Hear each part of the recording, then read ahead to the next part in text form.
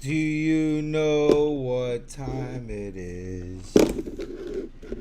It's time Don't to talk say about a lot of sports. What Okay. Nah, it's No. it's not Tiffy time yet. Yeah, you're obsessed with her. I don't know. Hey, listen, that's all I've got now. Nah, mommy's on the bench. That is literally all I got, Don't talk like that. Don't bro. you talk such. Don't you say such things. It's rough out here. All right, listen. It is another episode of the off-season UFA. I'm going to preface this whole episode by saying my voice sucks, and I blame my dogs. But the way I sound right now is the way I'm going to sound all night, so you're just going to have to get used to that. Don't be honest. Be honest. You're just upset that mommy's gone. All right. You're upset too. Don't worry. I'm super sad, dude. I'm fuck Liv Morgan. Yeah, nothing to do with Fuck your dog. Liv Morgan, bro. Yeah, see, I can't even scream tonight. This is gonna suck.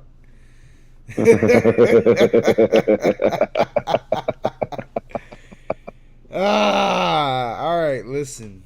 I'll suck it up. I'm pushing through. All right.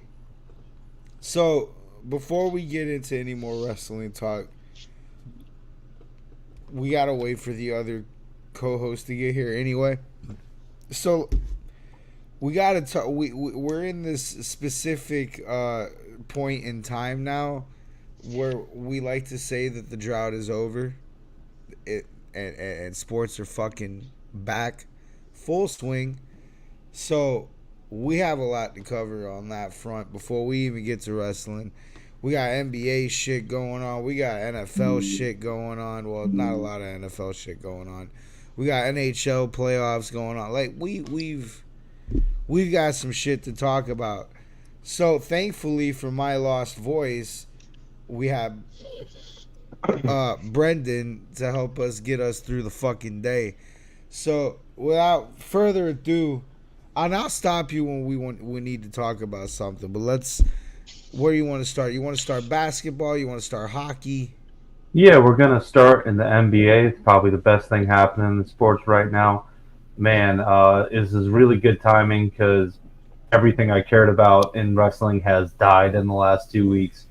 So I know. I'm very happy that sports are back because I'm not sitting through a fucking Chat GPT championship every Monday night anymore. So you know what's funny is as soon as sports came back, it was the month that wrestling, at least in WWE, notoriously sucks, and it's the month before the draft or of the draft. Like, cause everything is just getting to the fucking draft at this point. So that's I think that's a lot of why that product sucks right now. But go ahead. Let's get to some fucking basketball, bros. Yeah, so we're in round one of the playoffs. We'll just go down the list here I got. So we'll start off talking Lakers and Nuggets. Man, Denver's up 2-0 in the series. They've now won I think 10 straight against the Lakers. They just they own them, dude, and I love it. And so game one was about what you'd expect going into this matchup. Denver handles business, not really a great game. And then game two happens. So game two, the Lakers go up. At one point in the third quarter, they were up by 20 points. 20 points in the third quarter. And they fucking blew it. So they blow this lead. And then we go into the late fourth quarter. Mr. Greatest of all time, LeBron James, absolutely fucking bricks a go-ahead three. Most unclutch shit I've seen ever. And then Jamal Murray hits a fadeaway jump shot over fucking Anthony Davis, who's like a foot taller than him. And Denver wins. And on top of that, there's some Lakers fan that went to this game and in Denver watched the Lakers blow a fucking lead and then got punched in the face by Nikola Jokic's brother. This isn't the first time this has happened, actually. It's like the third time one of the Jokic brothers fucking punched someone at a basketball game, and any other human being would have been banned for life from basketball games after at least the second time. But this keeps happening, and what's funny is I keep seeing it on Twitter. They're like, oh, allegedly, a Jokic brother. Dude, no, it's on video. He punched the dude in the face. Like, stop saying allegedly. He fucking punched him, dude. Who else? No, that's his evil twin brother, bro. Yeah, who else is that 7-foot fucking Serbian guy in the crowd? Yeah, because there's a bunch of those walking around the planet in Denver, for sure. Yep. Denver. Welcome to the show, Vivian. For the next 15, 20 minutes, you are just the Chat GPT avatar. I understand. Just wanted to come here and remind everyone who the new champ is. Make a win. I can't wait to get to that. All right. Magic and Cavs. This series is kind of fucking boring. I'm not gonna lie. She didn't win it. She didn't win it. We're talking about real sports, guys. Basketball. Real sports. We're gonna get on Becky in a second, bro. Don't worry. We'll have plenty of Chat GPT prompts later. This series sucks. The Cavs are up 2-0. Orlando can't score. They haven't scored over 90 points so far in the series. It's only 2 games, but that's not a good sign. Pretty boring series, though. Moving on to something fun. Philadelphia and Knicks. New York Knicks. So the Knicks are currently up 2-0. And the first game was like pretty standard NBA game. Knicks win by 7. That second game, though. I'll do my best to kind of break this down. Philly has like a slight lead late in the fourth quarter, right? I think they're up by like 4 or 5. Yeah, no, they were up by 5 because Kyle Lowry bricked a fucking free throw. And they could have been up by 6. And so Kyle Lowry decides to rush an inbounds pass, which gets stolen. And then DiVincenzo hits a 3. And then they do it again. Kyle Lowry tries to inbound the ball. It gets deflected somehow. Then a scramble happens, and there's like 3 people on the floor.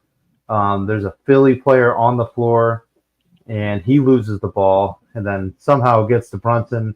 He hits another 3, and then that's the game. This is hilarious. It's one of the dumbest ways you could ever lose a playoff game. It needed cartoon sound effects, bro. I swear to God. Go find it on Twitter. I'm not explaining it that well, but it's a calamity of dumb shit. And the best part is the coach, forget his fucking name. He's like talking after the game about how he's gonna file a grievance with the NBA because they ignored him when he was trying to call. And some people did some great work on the Twitter. And they synced up the video of like the game and a view of the coach. And if you guys don't know, in basketball, you can only call timeout when you have the fucking ball.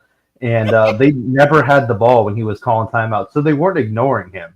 They were just, I don't know, doing their jobs. Couldn't happen to a better city. Fuck Philly. Hilarious. This is tough for me to watch. I hate both these teams. This is like watching Stalin versus Hitler. I don't know. It's not fun for me either way. Moving on to more funny shit. The Mavericks and the Clippers in Game 1. Dallas, who has, a really good team. They have Luka Doncic and Kyrie Irving. They choked in Game 1 completely, and they basically lost to only James Harden. Kawhi Leonard didn't play. It was basically all James Harden, and James Harden won the game. No. And now Kawhi Leonard coming back. How old's James Harden, dude? 60 at least. Damn, bro. Yeah, that checks out, dude. I mean, his last name is Harden, so. Dude, his beard's got to be down to his fucking stomach by now, bro. He's up there. I just love the fucking, Luka fanboys out there. Because like Luka is like a cool player. He's fun to watch, but he's such a fucking ball hawk, dude. And so is Kyrie. Like this is not a basketball team. This is the fucking Harlem Globetrotters, basically. And then they wonder why this shit doesn't work. Oh my god, I'm so glad you said that because that is exactly what it is. It's fun to watch. Don't get me wrong. I love watching the Harlem Globetrotters. It's a good time. But that's not how you actually play basketball. Not good. So, Bucks Pacers, this series fucking sucks. We're basically skipping this. So the Bucks are up 1-0. Giannis didn't even fucking play. And the Pacers still lost. Many people are asking, is this the series lead the Doc Rivers chokes? I don't think so. I think that will come in a very hilarious form later, either against the Knicks or Celtics. They will choke a series lead because it's Doc Rivers. Moving on to the Pelicans and Thunder. I went to this game in person and was disappointed. I had bought 3 tickets for a not good game. And but it was just a struggle bus of a game. Neither of these teams were fun. It was mostly everyone bricking all night. I think the final score was like 92-94. Not good. I did get to see a fan hit a half-court shot at halftime to win $20,000. So shout out that guy. Congratulations on $11,000-ish after taxes. Congrats. New York. No, yeah, that's right. Never mind. It's okay. Oh, you're at the Thunder. Yeah, OKC. Yeah. There's still state taxes for that. All right, the last game, the fun one. The fun one. Yeah, that's fun. I don't know. I had fun watching this. It was a good time for me. The Celtics win Game 1. I better never hear you talk about beating up on special needs teams. You fuck. All right, I'm sorry. Go ahead. I'm gonna stop. None of this is directed at you. Monkey is one of the more realistic Heat fans that I know. He actually watches basketball, so he kind of understands what the Heat are right now, even with fucking Jimmy Butler. Yeah. This is me talking to the majority of Heat fans, which are front-running retards. So the Celtics won by only 20 points. I personally had an alternate spread that I bet. I won. I bet that the Celtics would win by at least 19.5 points. They covered for me. Thank you, Celtics. They could have won by 40, I think, but they kind of let their foot off the gas there in the third quarter. They had the lead to 35 and kind of played with their food and felt bad for them or something. I don't know. They just kind of stopped playing for 10 minutes. Not sure what that was all about. They should stop doing that. I hate to break this to Heat fans, which are most of you don't watch the Heat, which I found out. Most Heat fans don't watch the regular season. They only watch the playoffs. And I've been trying to explain to them. They're like, well, this would be different if Jimmy Butler was playing. And I said, sir, please go back and watch the regular season. This is what this team is, even with Jimmy. This is what happened all year. So yeah, let me give you the homer aspect that somebody that has watched at least a few Heat games in the regular season. We're first off, we're dead, Heat fans. Sorry, we're so fucked now. No Jimmy, no Rozier. Forget this. This is break out the brooms, Boston. We're not getting one. I disagree. I think the Heat get one. Nah, I don't even think we get one, dude. But secondly, this team, even at its fullest strength, ain't enough.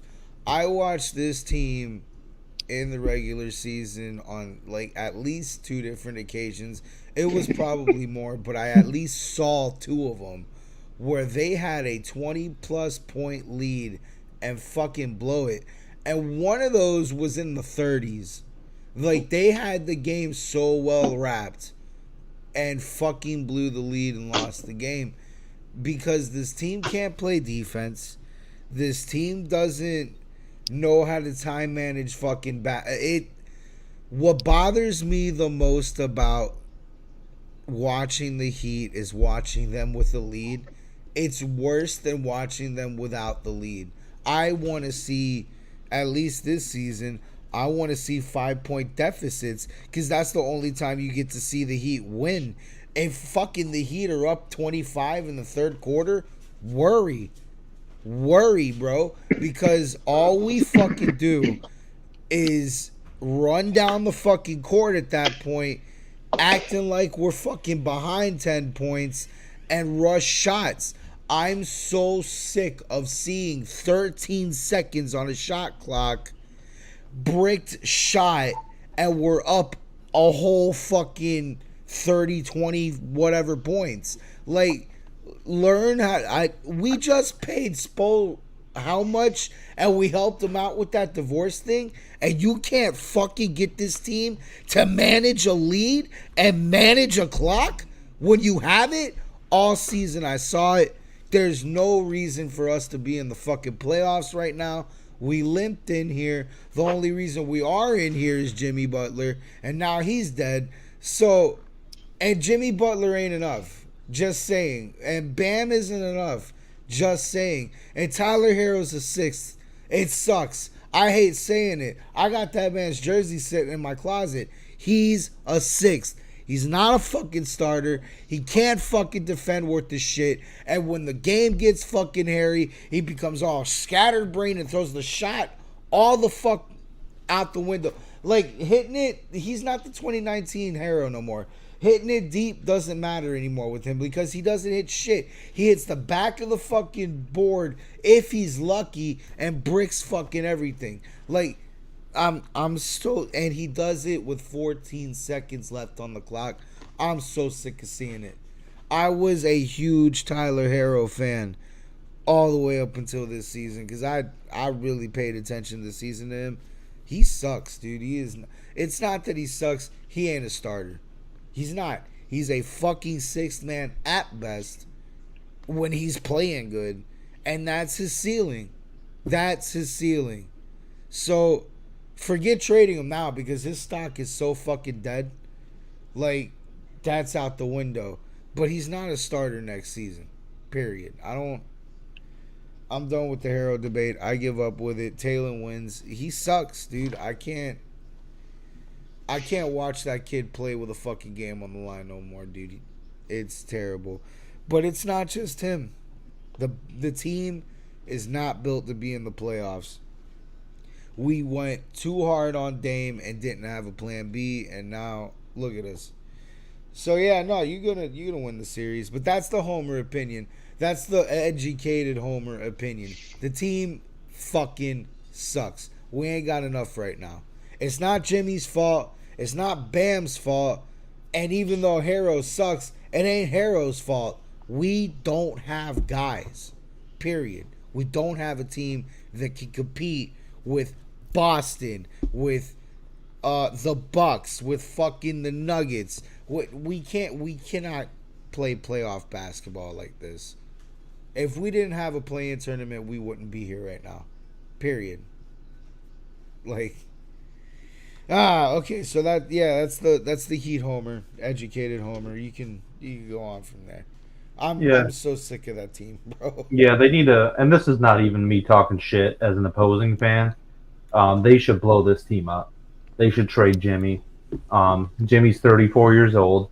They got Bam and Hawkwez. I think you build around that and get shooting and get bigger because from what I've seen, not only just in this game, but every single game that the Heat played the Celtics this year, they lost.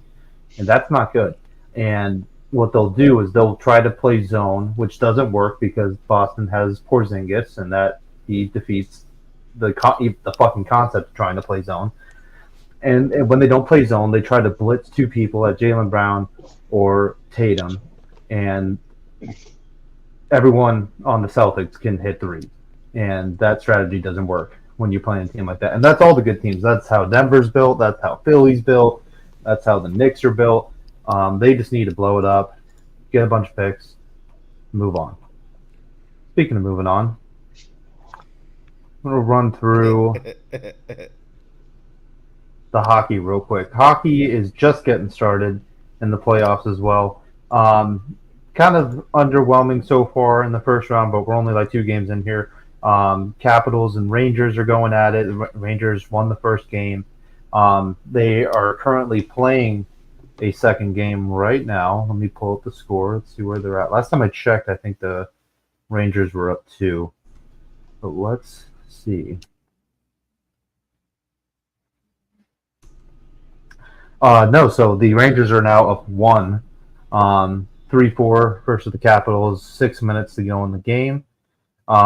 We have the Kings versus Oilers happening right now. The Oilers have a good chance of winning the Stanley Cup this year. They are so fucking good. They fucking butt fucked the Kings 7-4. It wasn't even close. Sorry, Kings. It's just not your day. Stars and Knights.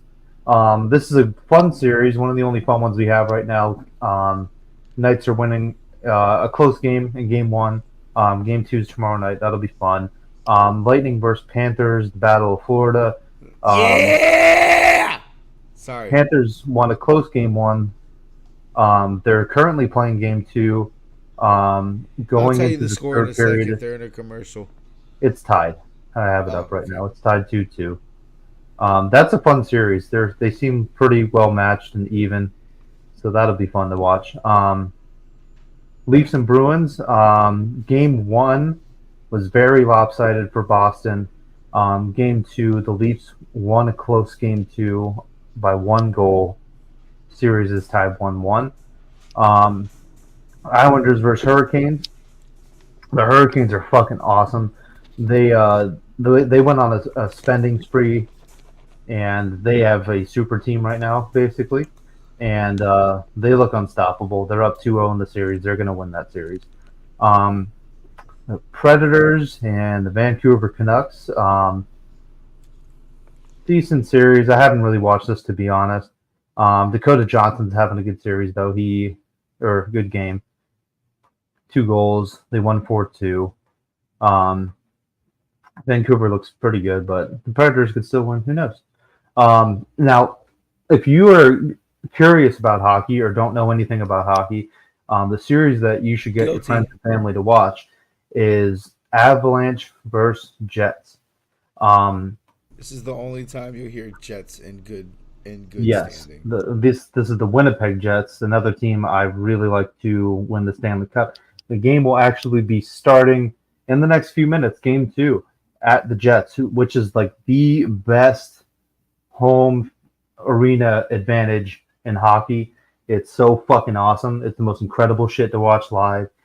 Same with the Avalanche. I'd put them too. Both fan bases are fucking awesome.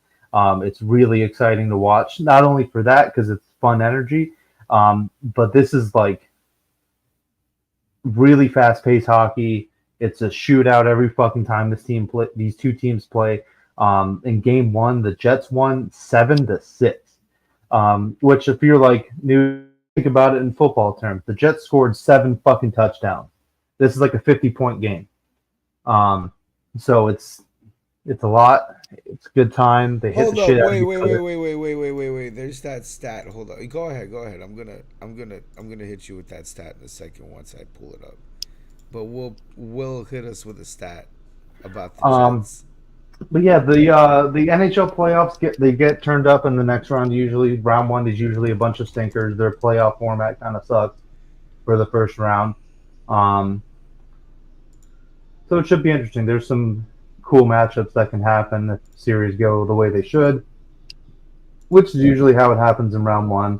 The only series that I'm not sure how they're going to end would probably be Predator, Vancouver, Leafs and Bruins. I don't know.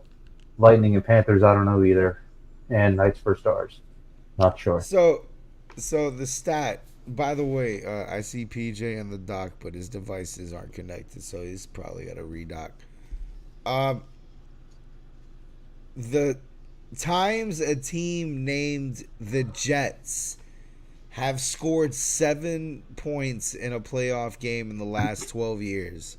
The Winnipeg Jets 2, the New York Jets 0. God, that's depressing.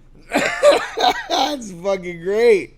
What do you mean that's depressing? I'm sorry, Jesus Christ, my voice. That's depressing for the Jets fans, I guess. It's funny to me. I like that stat. I love that stat. It's awesome. All right. We'll wrap up real quick. The NFL, not too much going on. There's some tampering news. I guess the Falcons and Eagles are both being investigated for tampering with Kirk Cousins and Saquon Barkley. I think that's hilarious that you're going to get caught for tampering, and you're tampering with Kirk Cousins. Kirk Cousins. Someone had a great tweet that said, Kirk Cousins hasn't started a single game and he's already throwing picks away.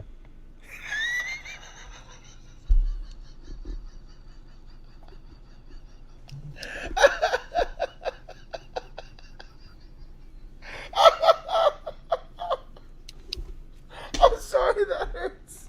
Oh, Jesus. We're off to a good start in Atlanta. It's what we're trying to say. Oh, no.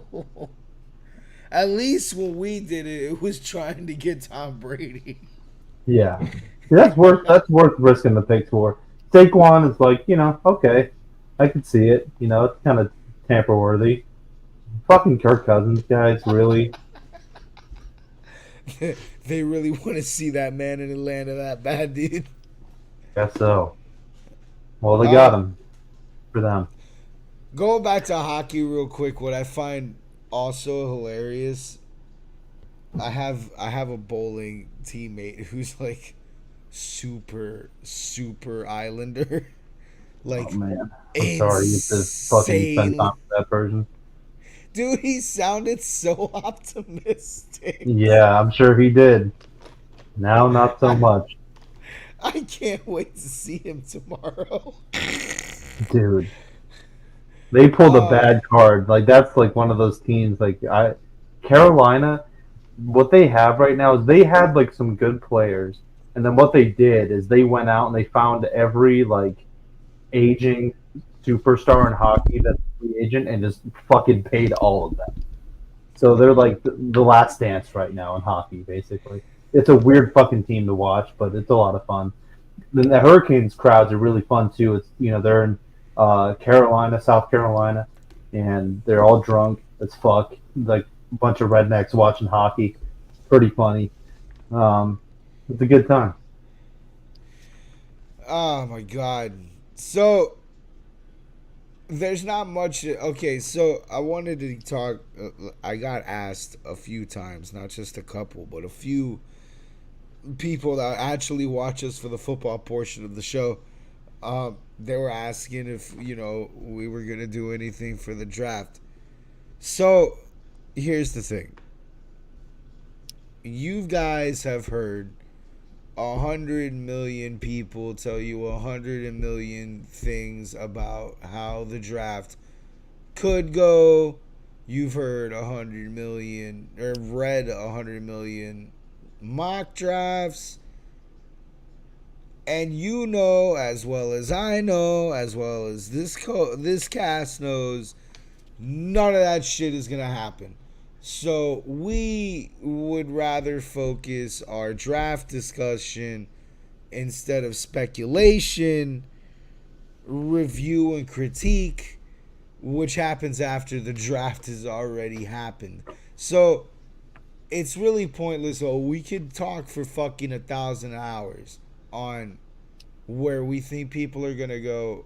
They're not gonna go where we think we're gonna go.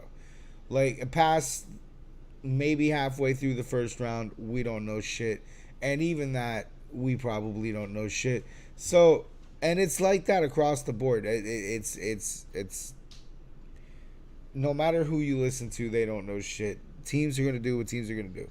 So Yeah, everything you're hearing for this week and last week, it's all shit from the agents, guys. This people trying to will shit into existence. It's not. None of this is actual fucking news, and no one cares about mock draft. They're never right. And if you really want to watch something on draft night that isn't the ESPN broadcast, which I agree, it sucks. It's not a good time. While you're watching this fucking Roger Goodell stumble on stage and with the fucking third pick, picks this player. It's fucking. Watch the Pat McAfee show. They have fucking Bill Belichick as a host. And like as much as I actually wanted to go live for draft night, I saw that and I'm like, I'm watching that. No, I want to watch that.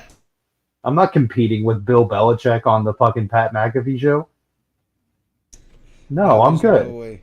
I'd rather watch that and then fucking do a stream after and pro tip, if you actually enjoy that shit, which I do, you know, as far as like watching the Pat McAfee show and the kind of the suspense of it and everything, don't go on fucking Twitter. Don't go on Facebook because everyone's going to blow the picks like fucking 5 minutes before they actually say it on TV. So if you like that, just stay off the internet. Or, and here's the big thing that ESPN people don't know. Just go on fucking YouTube. And there's still a delay in the information, but there's also, you're fighting also a 2-minute delay on ESPN. I don't know if they're simulcasting, but I just noticed that in regular Pat McAfee form. If you want to see Pat McAfee as live as possible, see it on YouTube. And plus, they don't bleep out anything. You know, and I did learn one other thing. Well, besides, obviously there was the trade this week. Zach Wilson traded to Denver for a late round pick swap. Basically, just get him the fuck out of here. Please take him. We'll even pay for. Get this fucking bum out of here. Did you know? So you know Mel Kiper, right? The draft guy. We all know Mel Kiper. He's been around forever. Did you know that Mel Kiper does not own? He not only does he not own a cell phone, apparently he has, instead of a cell phone, he has 5 landlines at his house. Okay. How old is he? Does he have a computer? I hope he does. I'm assuming he does. He's like 50-something, maybe. Pretty sharp guy. Seems like he'd be able to operate a smartphone. I don't know. You know, my dad's a boomer. He operates the phone pretty well, you know? He likes to stay classy, San Diego. Yeah, I guess so. So you're giving Mel Kiper way too much credit. That man is 63. He looks good for 63. Yeah, he does. He does. So, all right. That was the sports hour. We'll have this hour will get extended. We just don't have a lot on the NFL side, you know? Yeah, and I think we'll come back maybe fucking Sunday or some shit. We'll talk about the draft for a little bit. I don't know. Look, guys, there's no shortage of draft shit you can watch. Don't fucking at me. No. I'm not an expert. What do you want to do? Oh, great play. Just short rant real quick. I fucking hate this shit. I hate the mock drafts. I hate we're gonna grade the draft after it happens. Like we fucking know, and like, dude, they gotta play the games first. I don't know who any of these fucking people are good. So dumb. Imagine what they graded the Patriots the year they drafted Brady. Yo, get your shit working. Get that fucking belt out of here and go get your computer working. Why are you wasting time here? It's okay. He wanted to conveniently not talk about the NBA and show up later. I understand. It's okay. PJ, you left me here by myself to fucking explain the Heat. You dick. Just like Tribal Chief fashion, I arrive when I want to arrive, not when anybody tells me to arrive. So, shut up, you fag. God, I'm taking that belt from you so hard. It's funny that we're talking about basketball here because, the Heat might lose. Wow, big whoop. You know who else should win, but they're going to lose? The Celtics. They're not going to do it. You think the Celtics are going to beat Denver? You think the Celtics are going to beat fucking Denver? Absolutely not. Hey, PJ, have you watched basketball this year? Yes, I actually have. And you No, guys you haven't. Even This is what close we've been to missing. being as good as Denver. You can wish, you can hope. Okay. You created the Based on what? Based on what that you've seen? Based on just Jokic, the Joker. You Oh, guys on one player. Okay. and you got it. have the greatest choker known to man. It's the Joker versus the choker. Who's the choker? Jimmy Butler? Tatum can't close out shit to save his life, bro. He can't. Really? The highest clutch rating in the NBA this year can't close out. Oh, you're one Okay. of those guys. Oh yeah, his NBA ratings. So we're gonna say Matt Ryan's No, fucking clutch rating. It's an closeout. actual stat. You know what Jason Clutch Tatum shots is? are a He's quantifiable the stat. Matt Ryan. He's the Matt Ryan NBA. That's what Jason Tatum is. All that skill, no championships to show for it. So what are the Celtics going to do? They're not going to go nowhere. It's okay. This is classic front-running Heat. Watching his team implode and die and blow up in front of his face, he has to deflect and talk about the good It's team. so funny because that same team that's without Jimmy Butler eliminated you guys last year. So I don't want to hear that. Without Jimmy. Wow. That We literally just talked about Monkey. This is hilarious. The no Jimmy Butler thing. We went over this earlier. Oh my god! It's so funny because we beat your team. We were out hero and we still beat you guys. Fuck. Hey, when did the Heat beat the Celtics this year? Last year, motherfucker. Where it mattered. No, this season. This season, the one current. I know you're a regular season warrior out here, but when it fucking mattered, we sent y'all home packing. Okay. And what happened the year before? And what happened the year before that? Since you want to talk about the past, you guys is to play against a Jimmy Butler Miami Heat without Jimmy Butler at all, and then you guys get the dub. Typical Celtics fashion. Can't beat a real fucking team. Yeah, and when the Heat had Jimmy Butler this year, they never beat the Celtics once. So Vivian, how was your day? No, actually, the whole year with Jimmy Butler, they couldn't spank that ass. And the year before that, the Celtics said, sent "Hey, them home. this is our NBA," and we gave y'all a spanking. Your NBA with what rings with Jimmy Butler? With what rings with Jimmy? The same amount of rings Jason Tatum has with the fucking Celtics. And you would think with all the shit that you're talking, thanks, Monkey. Flag, unnecessary. with all the shit that he's talking, this fucking super I don't team care. dominating, fucking. I don't care. Oh my god! You're getting your revenge from last year. Big fucking whoop. Finish when it matters. Finish where it matters. And if the shoe was on the other foot, you'd be gloating and say, you'd say "Doesn't matter who's out. Don't have excuses." That's what you said last year. You were so happy when we lost. Oh, but we can use the no Jimmy excuse. So we don't want to talk about Game 7 of last year. We won't talk about that. Real life here, and you know who is the champion? Me. You know who's got the L? Me. All right, you got the L from me. Okay, bud? Oh my god. So this is where it really fucking matters. This is what I got to show you. Wait. And you don't have it. PJ. Wait, this man said, let's talk about real life in our fantasy. Our fantasy Hold on. You gotta rephrase that. This is pretty real and tangible to me, bud. And guess who's wearing it? Me. I mean, you. that. This man said, let's talk reality. That's kind of incomprehensible. Hold on. Cody's just mad because he's got a fake belt and I got a real belt that represents something. My belt actually I got a belt replica. You got a piece of trash. Since we're on the topic of basketball, Your did you belt have you watched Damian Lillard so far in the playoffs? He's playing pretty good up in I Milwaukee. got an authentic So Authentic DJ, let me belts ask you a replica. question. On a very serious note. No, yeah. Before you go on that thought, let me ask you a question on a realistic term. What are we doing with this fucking team? Blow it up. Homer to homer. Telling Homer you guys, to homer. I want Hero gone. Nobody listens to me. I He's want not taking. Yeah, but no now one, no his one's taking him. stock is fucked. No one's taking him. Who's gonna take him? somebody take this man, dude. No one's gonna take him. His take anybody stock else. is so fucked, dude. How long did you see all season him take bricks with 13 seconds left with 20 points fucking at a lead? It Like, just blows my Hero's mind. so The Heat fucked. Universe was just like, yo, Hero is gonna be here. And I'm like, bro, I know what Hero is, dude. He's I the know. guy that I was one of them. What's that guy that plays for the Wizards? The bum that's over there? John Wall? Jordan No, the other Poole. bum. Jordan Poole. He's Yeah. part of that collective club. Jordan Poole and Kyle Kuzma. He's part of that cool where they fucking throw up massive shots. All these shots all over the fucking, and their stat line is literally like 9 for 20, and they got like 25 points. And people are like, oh my God, that's amazing. I'm like, oh, dude, I'd have the same stat line too. Like, just because you shit ton of shots doesn't mean you're good. Yeah, he's no He's Derek not White. the That's for he's sure. not the 2019 fucking Tyler Hero, bro. He's He's- not. They should. I really, and this is me, like, real talk.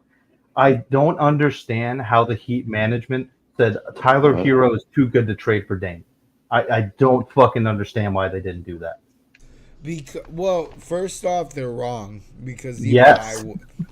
even I would have. You know what agreed I'm to hoping that, for? and And I I was really- a Tyler Hero mark. A lot of people might disagree with me on this one, but I'm really kind of hoping for this. I'm hoping for a LeBron reunion. Whatever. I'm really hoping for it. No, that's not happening. I know it's Nah, a lot of LeBron money, hates but Pat. like nah. I No, would it's not- really it's hope. deeper than that. Nah. LeBron fucking hates Pat Riley. I will take Bronny's shitty ass, put him on the deep bench, just so Braun can come here.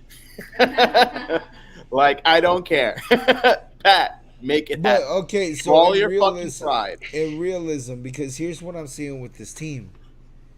Even fully stocked Jimmy Butler, we do not have enough. So where do we get enough? By trading Jimmy Butler for picks. And, like, I know that sounds ridiculous. It's But he's it's either 34 two, years it's- old. right. It's two paths here. We get another veteran who's old as shit, like we've been doing every year, replacing veteran after veteran after veteran. Like the latest failure was fucking what was his name? The guy I fucking hated him, Kyle Lowry. God damn it! God, he pissed me off. Just these old That's funny, veterans, we and I'm just talked thinking, to him. I'm hoping Pat Riley swallows his nutsack, and it's like, hey, Braun, let's do one last ride, bro. LeBron would be perfect. Like literally a field general out there to get Bam and fucking Jimmy going. Like he'd be a perfect fit. So I don't think It won't happen, I don't think realistically, It's and not gonna I know all the sense in the world, or at least what Brendan is saying makes sense. Trade Jimmy, get picks, start over, rebuild. That's what the most logical thing would be to do. But you think Pat Riley's going to do that? No, he's going to buy another old veteran. Fuck no. Gonna get an I old don't ass think fucking Pat veteran. Riley's getting rid of Jimmy Butler. I think Jimmy Butler retires in Miami. First off, like I feel like that because Pat Riley's that guy, and he's probably one of the last GMs of this nature where he's I want to keep a player forever type of You're never gonna see this shit again because the league is in a different time and place right now where GMs are not emotionally attached to their players and they don't have a hiccup when they fucking leave, and if they're not going to overpay them. Pat Riley hasn't and will never be that GM. He does get overly attached. He does try to keep that player. He even overpays to keep that player. Dwayne Wade's entire career is in proof of this. The reason why him and LeBron hate each other is because he wanted to give LeBron the world and that wasn't good enough. Like, Sounds so sweet. He's not going to get rid of Jimmy Butler. It's not gonna happen. So might. now, with He that fucking- realism, he what fucking the better, fuck do dude. we do? Well, the only way the Heat won't be competitive next year. They have to trade Jim because, dude, think about where the East is at. It's so fucking stacked. You have the Bucks, Celtics, Philly, Knicks, the Magic are fucking coming up. Like the field is only getting better as time goes on here. So I like Hawkwez. They drafted a really good young player. Bam is still really young. I think you could unload Jimmy. You could probably fucking keep Duncan Robinson for some shooting. I like Duncan, even though he looks like Jimmy Neutron. And I don't know, get some fucking shooting. Get some shooting, get some size. They're behind the 8 ball. Just because Jimmy has put the whole fucking team on his back and made the team looked a lot better on paper than it actually is for the last 3 years. They haven't had to do much. Dude. He needs help, dude. If we keep Jimmy Butler, we need to get him help. And I don't see how we're doing it without unloading somehow Tyler Harrow, Duncan Robinson, Gabe Vincent even. Or not Gabe Vincent. What? No, what's you're his right. face? No, yeah, Gabe Vincent. Yeah, I am right. It's Caleb Martin that left. I get those two confused all the time because they look similar. But yeah, we got to get rid of people and bring in my opinion, a true big guy. And there's not a lot left, I understand. But Bam's not big enough. He's not. He's a great defensive player. And him in the power forward slot, he's going to be fucking unstoppable. But he's so undersized as a center. The shooting's got to get better. Well, that's the problem. Is that most of these really good bigs in the league are all deadly from 3 now, and he is the complete opposite. Yep, he just found his 3-point shot, which is weird. Seeing Bam Adebayo shoot threes this season was fucking weird. Yeah, he hit one during game 1, and I was like, "What the fuck?" I was like, "Why haven't you done that more?" He's been doing it like randomly all season, like, and I'm just like, "Yo, what the fuck? When did Bam shoot threes?" But yeah, no, I feel like the team is too small, and on top of too small, it doesn't shoot good enough to be as poorly managed on time as it is. Like, I wouldn't beat them up on time management if they were making the shots that they were bricking. But on top I wouldn't of beat them up on time management if their fucking coach wasn't Spo. Like, what the fuck's up with that shit? Yeah, it's been all year with this shit, and you're like one of the best coaches in basketball. Tender. Motherfucker, we did what for your goddamn divorce? We like held what so that bitch wouldn't get money, and you can't get these motherfuckers to find a shot? Are you kidding me? Like, no, I agree. This season was a wake-up call. It's not acceptable. This isn't Miami Heat standard. The reason why you get to say shit like the casual Miami Heat fan doesn't watch the regular season is because what the fuck is there to watch? We're already in the playoffs. We already know that. That's the Miami Heat. This is the Miami Heat standard for like at least a decade and a half. We're in the playoffs automatically, and then we'll figure it out from there, and that's when basketball starts getting good. And that's been a fact of our lives for Miamians for a decade and a half. We are now just realizing there's a regular season and that shit's important because to us it wasn't. Yeah, and I get the whole logic of it. Like, you know, we'll get in the playoffs and we'll figure it out. But the problem is they haven't fucking figured it out. And because they're coasting in the regular season, they never have home court advantage. They're always having the shittiest path possible to get to the finals. And that's not a good recipe. And the East just gets stronger. The Bucks just get stronger. Boston just gets stronger. You know? That's the big issue that I'm having with this. Well, you gotta remember, we got hit with a shotgun shell this past off season when we were trying to get Lillard, and that didn't happen. Yeah, at the same time, there was a ton of players that were available this offseason, and they put all their fucking eggs in one basket instead of just. And then slept. And then fell asleep. Which I'm. Again, I don't say negative things about Pat Riley often because I find him. I have him on high regard.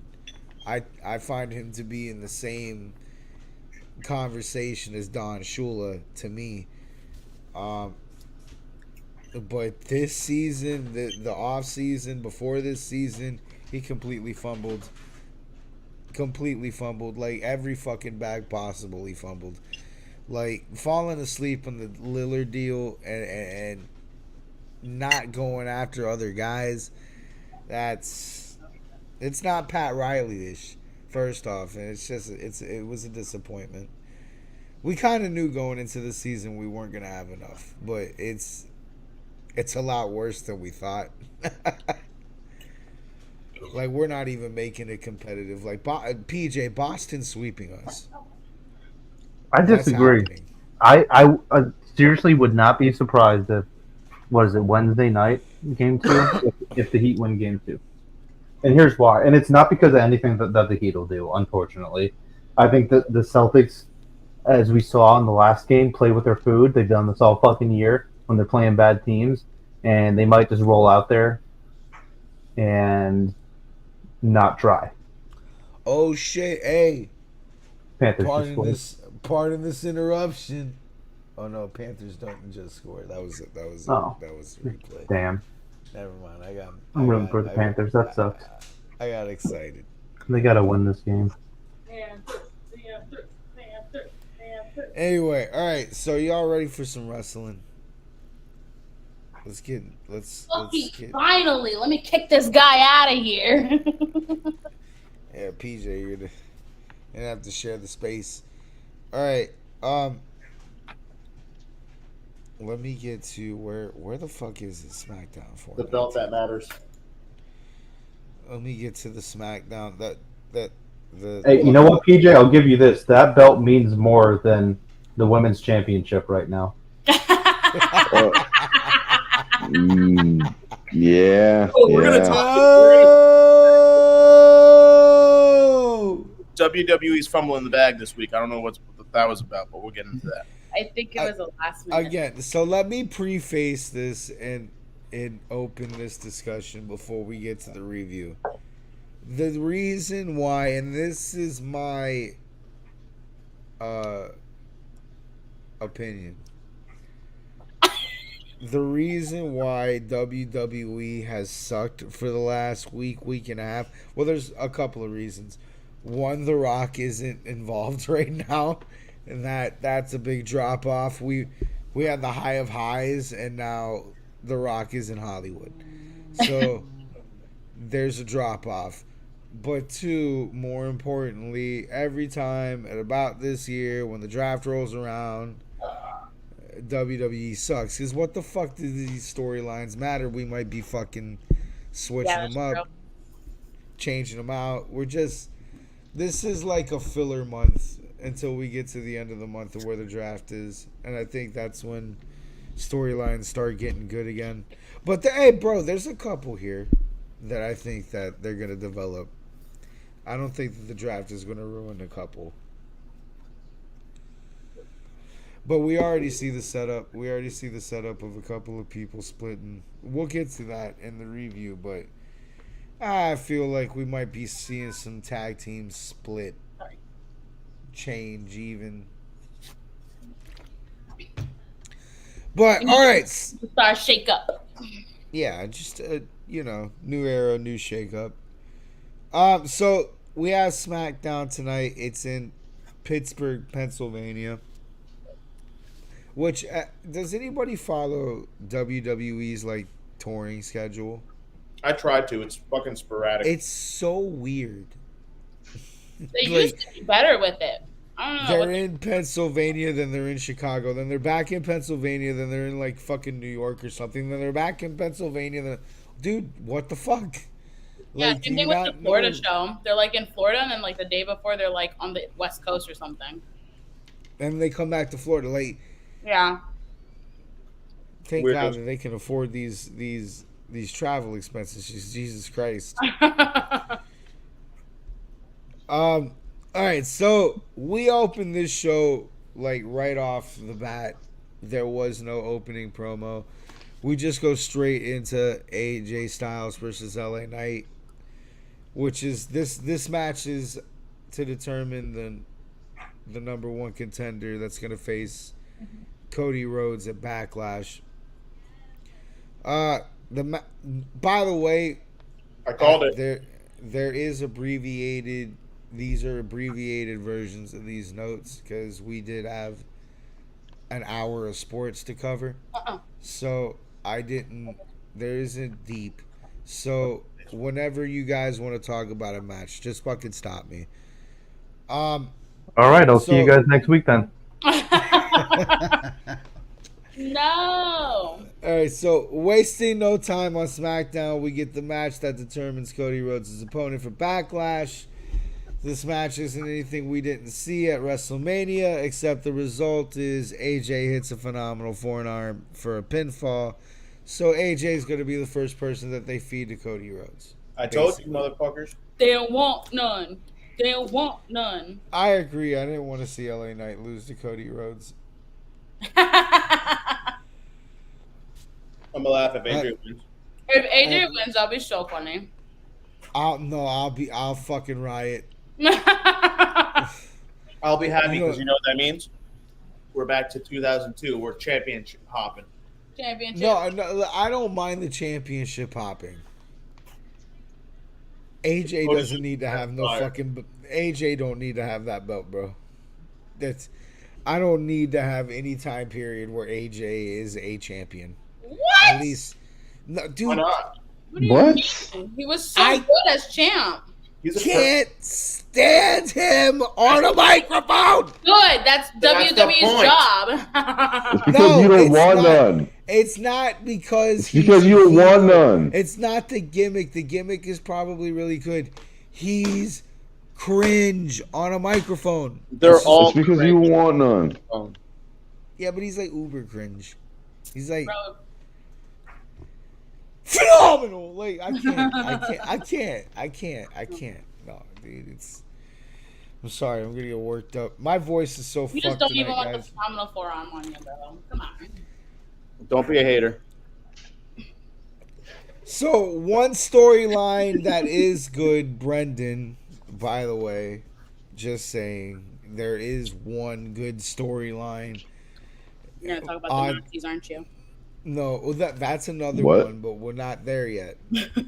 Yeah. Oddly enough, it's a storyline The that fall of Third we Reich. thought we were trying to get rid of, but we're not. We are just developing a new chapter. We get Bloodline in the parking lot. Solo comes out of a car in a very nice suit. Well, not very nice, but it's a nice suit for him. He probably got it at Men's Warehouse. Just saying, they've been plugging that shit. Paul Heyman is there and does definitely compliment the drip. Solo tells Paul to keep the new member, or to meet the new member of the Bloodline, which he met him last week, so I didn't understand this. But it's Tama, who's standing in like booty warrior position behind Paul. Ooh. Tama's weird, dude. Like your dad was fucking psycho, but he wasn't like this, dude. Like you're just. Aw. He said that's not a good storyline. He died. If Anyway, it's not Celtics, we don't want it. he said, "Fuck this, I'm out." He probably will Disconnected. Yeah. Be yeah. Solo hugs Tama and calls him his MFT. What the fuck does MFT mean? I have no idea. MFT. Motherfucking. What else? I don't know. Nope. Keyword. All right. What the fuck ever that means. So, Solo asked Paul if Kevin Owens is there. Paul says he should be. Solo wants to be taken to him, so they embark on that adventure. More to follow. After that, we get the unveiling of the championship belts for the tag team titles on Raw. Before this, another glitch happens as Triple H is entering. But this QR code, I did scan. It's the same as the other QR code. There's a different QR code we'll talk about later. That one's But pretty this QR code is just the same shit we saw before, so we ain't gotta really talk about it too much. After some numbers flexing, because fuck Tony Khan, Nick brings out A-Town Down Under to accept the new belts. Theory and Waller give their on-brand cringe fest on a microphone. Oh, look, he's back. See, yeah, okay, I get it. He wanted to Ja. He's so funny. He said ja. All right. So, Theory and Waller give their on-brand cringe fest on the microphone. Triple H unveils their new WWE Tag Team Champions. They look very similar to the tag belts from... Was it the Attitude Era or right after the Attitude Era? Because I think those were the Attitude... Like the late Attitude Era tag team belts. Yeah, they're pretty similar. Yeah, they're super similar, bro. Like... They're a lot better than the fucking red and blue ones. Yeah. What the fuck is happening?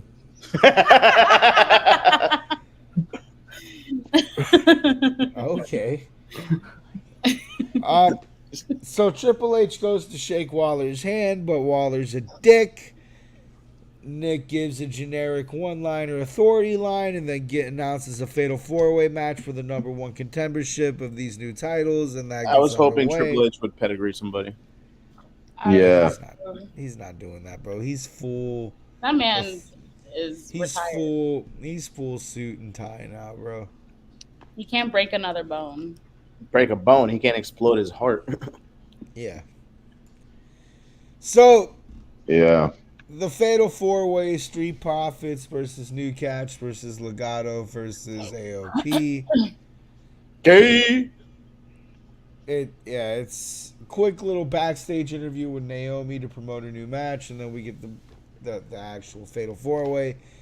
Street Profits take home the dub after hitting the Revelation finisher on Angel of Legato. This was after a very, it was an alright tag team match. I thought it was a pretty fucking entertaining match, personally. I thought it was gay. I like in-ring content as much as storylines, which is why every now and again I do watch AEW. Where are the tables at? Spice up these tag teams, man. You know what? I've been watching 2002, 2003, and they've opened every fucking show with a goddamn table match. You know what? I'm glad that you said that. It's not on the table element. Like we can't lean so hard on high flyers like early and then that's the appeal of the matches. Oh, we have a bunch of high flyers, so that's it. That's the match, and it should be entertaining for you. No, you're so right though. The fucking openings to these shows, bro. Because I'm kind of doing the same thing you're doing, PJ. I'm going back on the cock and watching some old shit. And here's the formula: badass intro song, which we don't have anymore. For some reason, there's no intro song anymore. Real, the intro song. No intro song. There's no intro part. There is an intro. There should be an intro song. 5,000 pounds of fireworks, followed by the Dudley Boys unnecessarily putting 5 people through tables.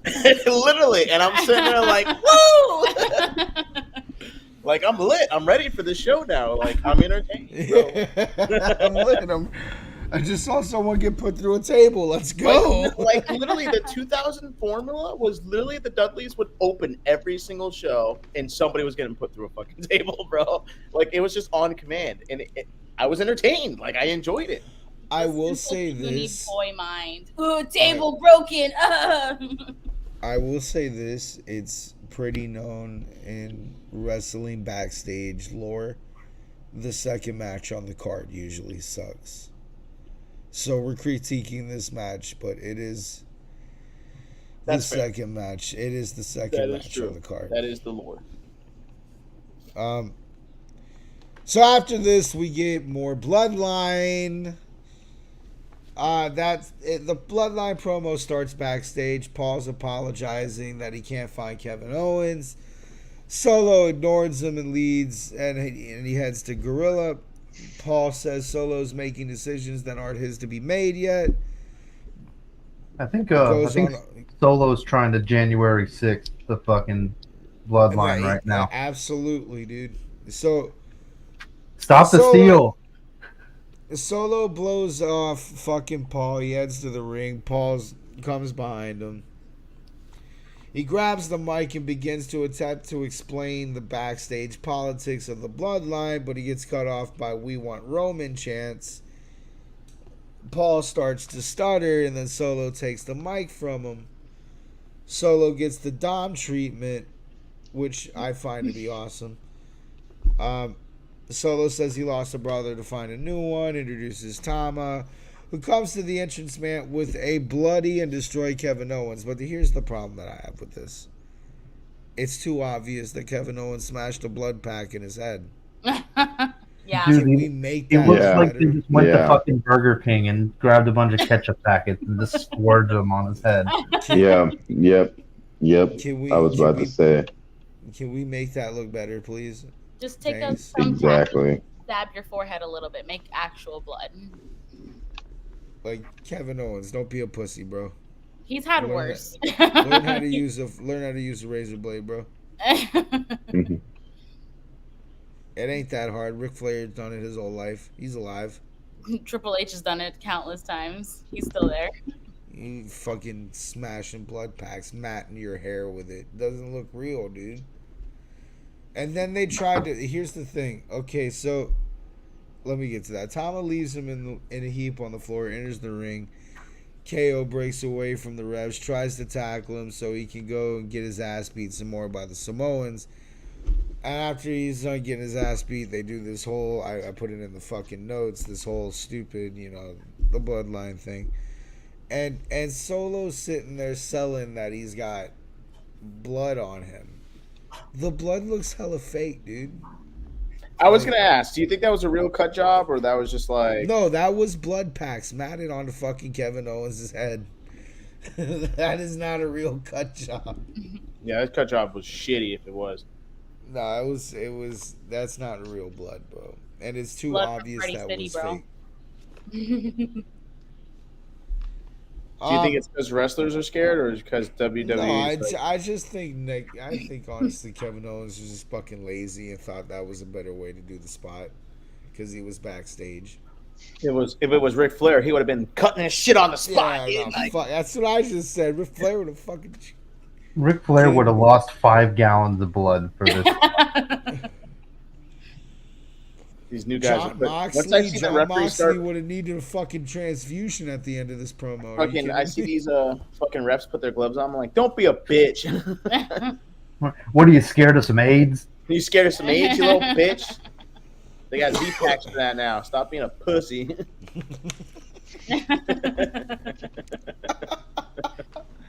Oh Lord, we're going to hell. All right. Hey, Monkey, you want to do me a favor since SmackDown sucks so bad this week? You zoom in on your TV so I can watch overtime in the Panthers Lightning game during the podcast.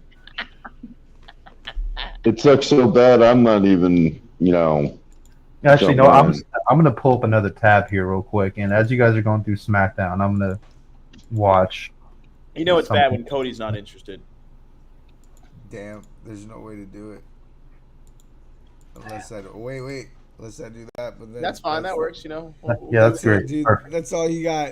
All right, I can deal with this.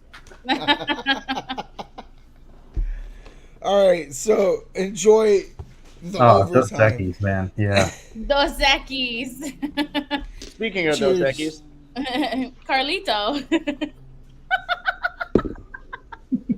Oh my god. You know what it means to be cool? Well, no. Before Carlito, we get Aw. Nick. We get Nick Aldis and Paul Heyman in the parking lot. It's the continuation of this bloodline thing that happened. Damn. Now, this is the part that's kind of cool. If you didn't sell Kevin Owens so terribly, this would have looked cool in retrospect. But because, and again, I'm nitpicking, but because the Kevin Owens blood job was so fucking terribly obvious that it was blood packs, selling the car accident later, it doesn't make much sense. It just looks worse. But as a continuation of what we saw, it's basically the explanation of how Kevin Owens was caught and why he was a bloody mess. Nick is pointing out to Paul Heyman 2 cars have crashed into each other in the parking lot, and these cars are rentals that belong to Tama and Kevin Owens. All this gives Paul Heyman a warning that he won't tolerate this shit, and they don't get it. If they don't get it, the consequences are going to be dire. yeah, let's give a warning to vehicular destruction and attempted manslaughter. Yeah, bro, like, don't try to kill that guy again now, or I might. We settled find this you, shit in the alright? ring. Look, if you try a murder one more time, I'm gonna take $5 off of your I'm paycheck. Look at this gonna come picture, down on you. I'm gonna take $5 That off. car- You're gonna be in big trouble, young man. I'm sorry. I know it's kayfabe. I'm sorry. Continue. All right. No, it's fine. It's ridiculous. They could at least brought out the fake cops, you know? They've done that Yeah, have the real cops come out. You know what I mean? That would have been fire, man. They can't afford it. Not in the budget. before. Yeah. Sorry, we blew the budget on 12 No, unnecessary are you- trips are to Look, you- California. look at their No, you fucking. guys- you Look what they guys did to the stop. Titantron. Stop talking shit about WWE and stop acting like Pittsburgh, Pennsylvania has enough cops for this shit. Oh, fuck you. They got 1 cop per 15 miles. Look, radius. they could have gone down to, I forgot the fucking street name, but I've been there. There's a street in One Pittsburgh. street. There's a street in Pittsburgh that's kind of like Clematis, and it's like Pittsburgh Clematis, and they got all these fucking bars. They could have gone down to fucking there and been like, hey guys, $50 a piece. All you got to do is pretend to be a cop tonight for 30 seconds. Can you? That's tough. Can you give me $20 more? Do you think that's what they did for the LA Knight AJ Styles segment? Yes. They went to someone's house. Hey, can I use your front lawn? You've been to Party City recently. What were you for Halloween? All right, so after this we get Carlito versus Santos. You know what it's like to be cool? Carlito doesn't know what it's like to be cool. He hasn't known what it's like to be cool in 15 years, okay? Carlito's trying. All right, so a backstage interview. Spit in your face. A backstage interview from earlier with Legato reiterates that they didn't touch Dragon Lee. Carlito, by the way, is not great at selling anymore. I want to say that right off of the bat with this match. That's a note that I made sure to he sucks at selling now. He took 20 years on a Hurricanrana. Like, the Hurricanrana happened and Santos was on the floor and then Carlito flipped over. Like, it was a 56K modem lag for a fucking Hurricanrana, bro. It looks old. He can't keep insanely up. terrible. Yeah, but I mean, if it's like that, then either make him a manager or put him into matches with Rey Mysterio, so at least he can slow it the fuck down, bro. 'Cause this is terrible.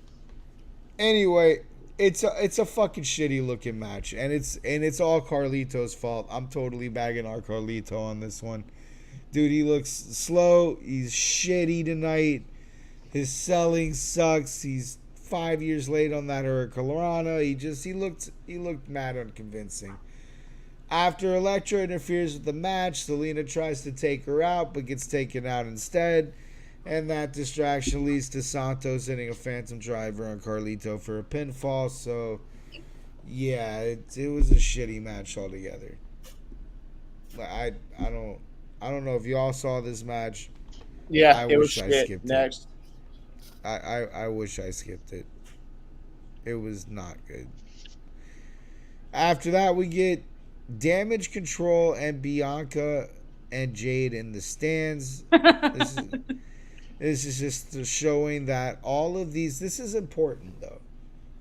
This is showing that all of these girls are not going to be running into the main event. Because where are they going to run from? The fucking... Where they were at, they were basically where the $25 seats are, bro. They ain't seeing shit. And like, if that's the luxury box, terrible. I'm just saying, fucking terrible. They'll fly from the ceiling. It's okay. So after that, we get Naomi versus Bayley. This is the important part of SmackDown. This is the only part you needed to see. This was the only part that was good, in my opinion, other than the bloodline shit. I'm totally not biased. I'm a little biased. No, definitely not with the all caps and hearts in the Tippy notes. time. But first, oh, God. Cody needs to tell you in a video that Cody. Who? Me, Cody, nigga. Cody Rhodes needs to tell you in a video that he is in the UK and he's totally looking forward to his match with AJ Styles in France. Ew, bro. I'm glad that he's looking forward to it. He's probably one of 4 people. Yeah, I'm glad he is. You know, I am too. You know, it's definitely totally believable that AJ Styles has a shot here, and they're building this perfectly. Definitely has a chance. Yep. Can't count him out. Anyway, this was a great match between Naomi and Bayley. What the fuck? Naomi looked great. Like I think this was the best match from her, honestly, that I've seen in the WWE. I know she has a body of work in other places, but her body of work in this return in WWE so far that I've seen with her in the ring, this was her best match. I think TNA really helped her on that. Yeah, you're right. Her and Bayley made this convincing. There was a lot of near falls, a lot of great spots. If you weren't looking at the clock, you didn't know when this was going to stop. It was very compelling for a storyline I haven't really been into because after the payoff at WrestleMania, it's hard to keep this storyline going, but they found a way. All that honestly is about to change with the storyline and my interest in it, because now I'm totally wholly invested. Very, very much so invested. Why, you might ask, Cody? Because towards the end of this match, when both Bayley and Naomi are on the floor outside of the ring, just as Bayley belly-to-belly suplexes Naomi onto the announcer's table,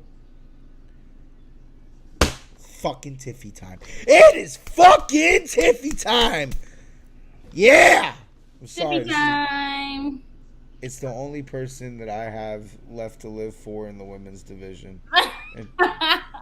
until mommy gets back, I am full. It's Tiffy time. Like that's.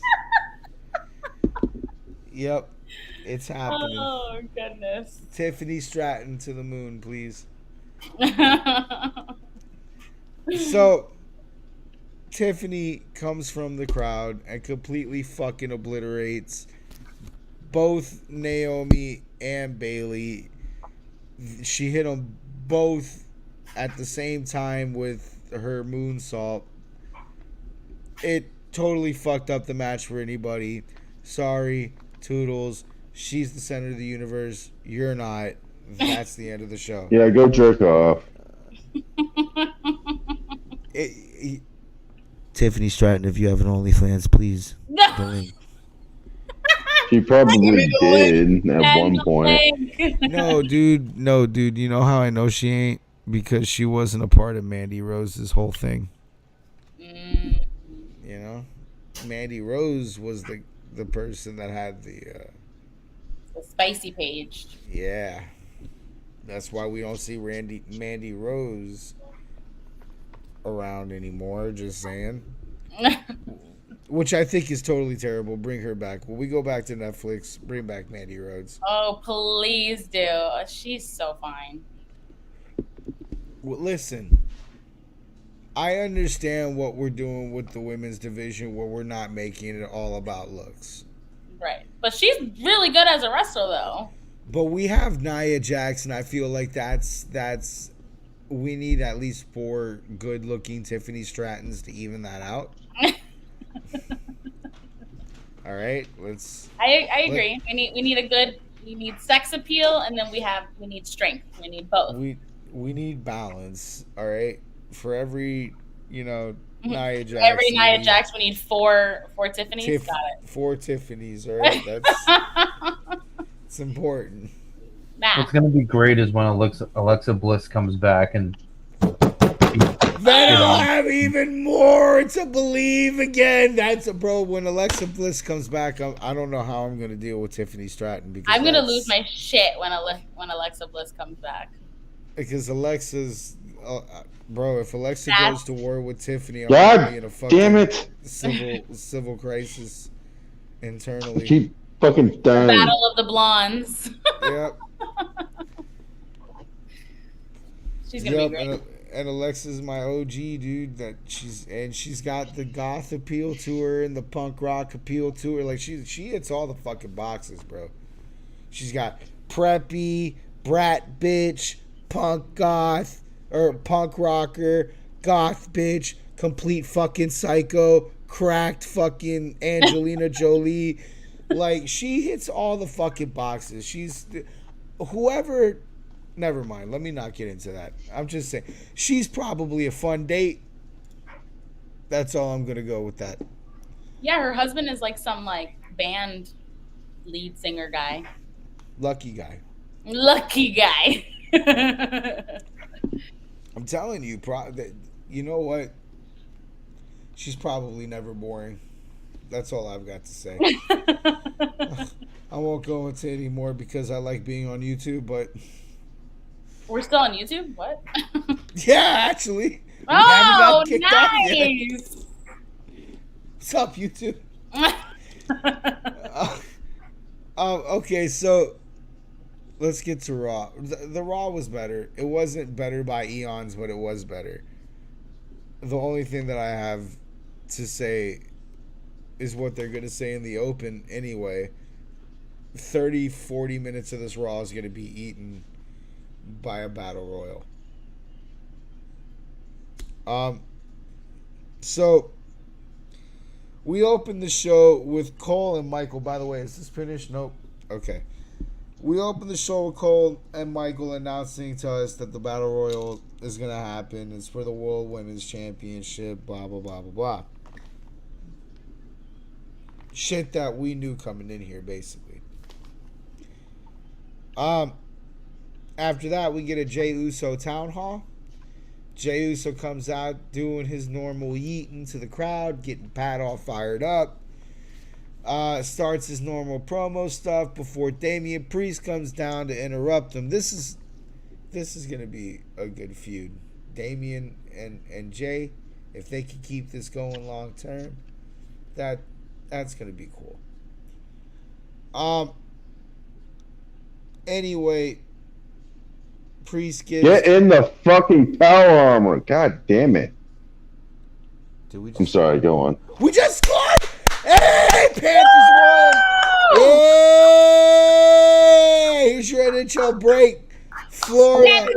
Panthers score! Florida up 2-0. Fuck Tampa.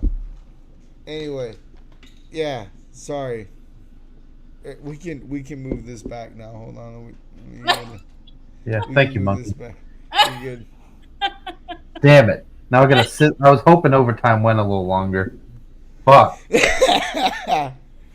Nope, not the comeback, Cats. Anyway. Come back, Cats. Woo, where's my... let me go. Hold on. So, Priest comes down, gives Jay respect on his new gimmick, and gives him props on beating Priest's ass a long time ago. Then goes into this fucking weird story about Priest says he remembers taking Jay out for drinks that night, and he had to pay because Jay was on his bloodline shit. Jay says, "Oh, I took an Uber." I don't know what the fuck that meant. Do you know what the fuck that meant? I don't know what the fuck that meant. Everybody thought that was funny. I didn't get the joke. Nope. Okay, moving on.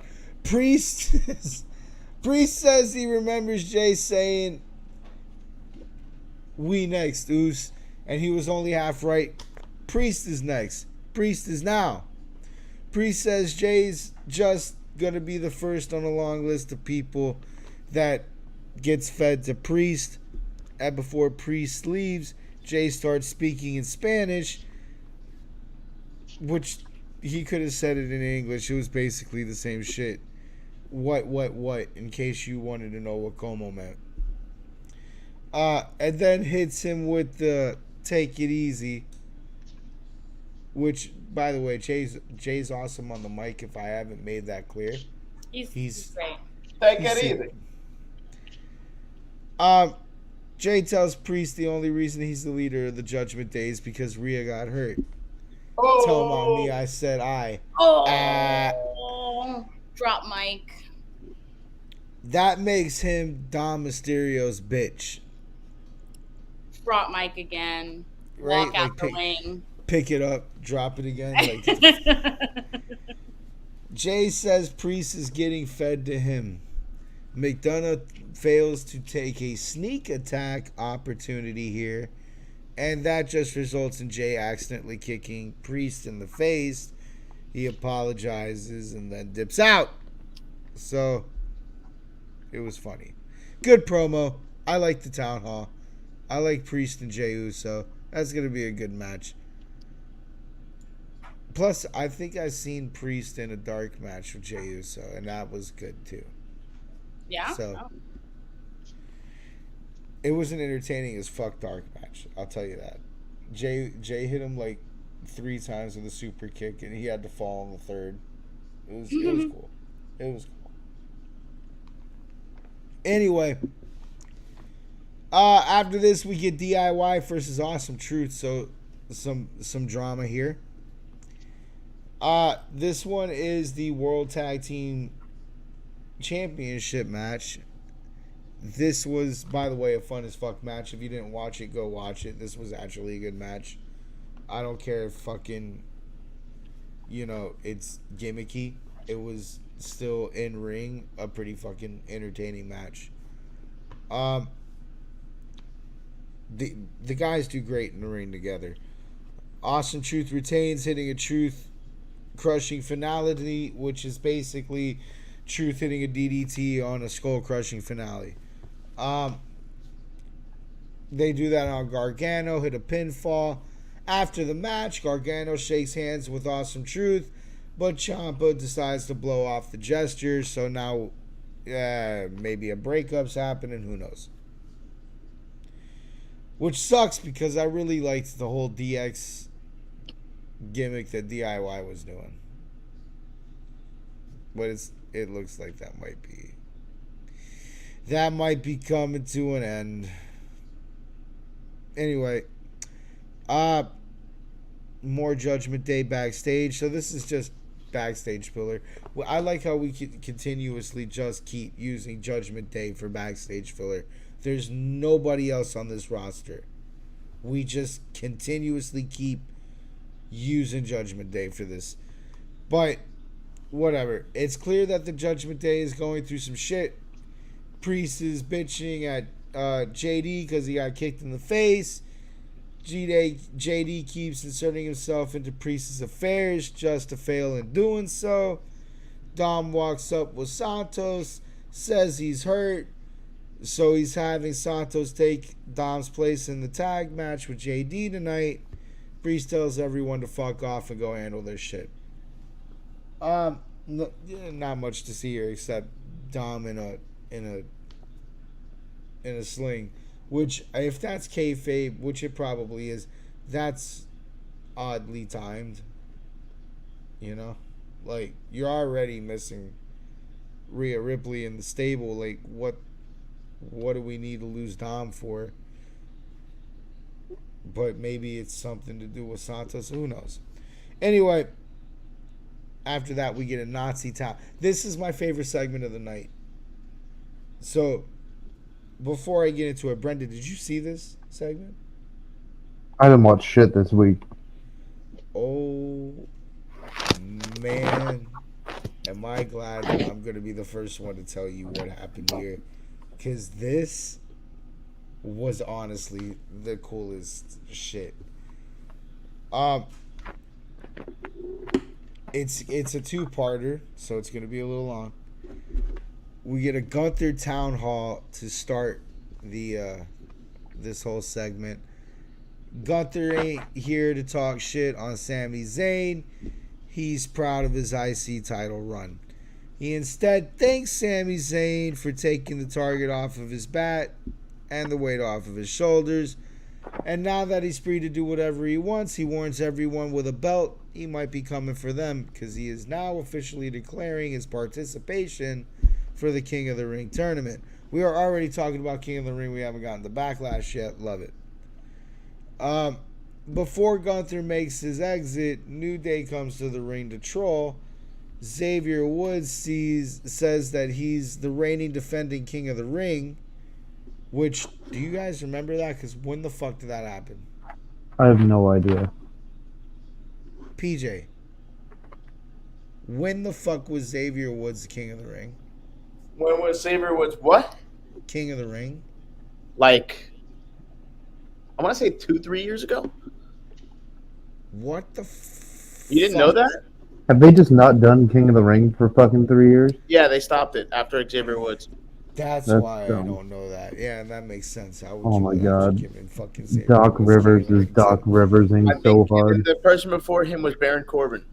That's why he had the whole King Corbin gimmick. It was getting stale, though, because King of the Ring used to mean something. Like, if you were King of the Ring, then you were the next big thing. Yeah. It might mean something again because it's coming back. Anyway, that makes Gunther a usurper to Woods' throne, which is bad news for him because Woods plans on becoming a 2-time King of the Ring. Gunther calls him a clown king, which I find hilarious. After New Day sings "Where's Your Gold At" to Gunther gets fed up and sixes Imperium on the New Day, so this turns into a match.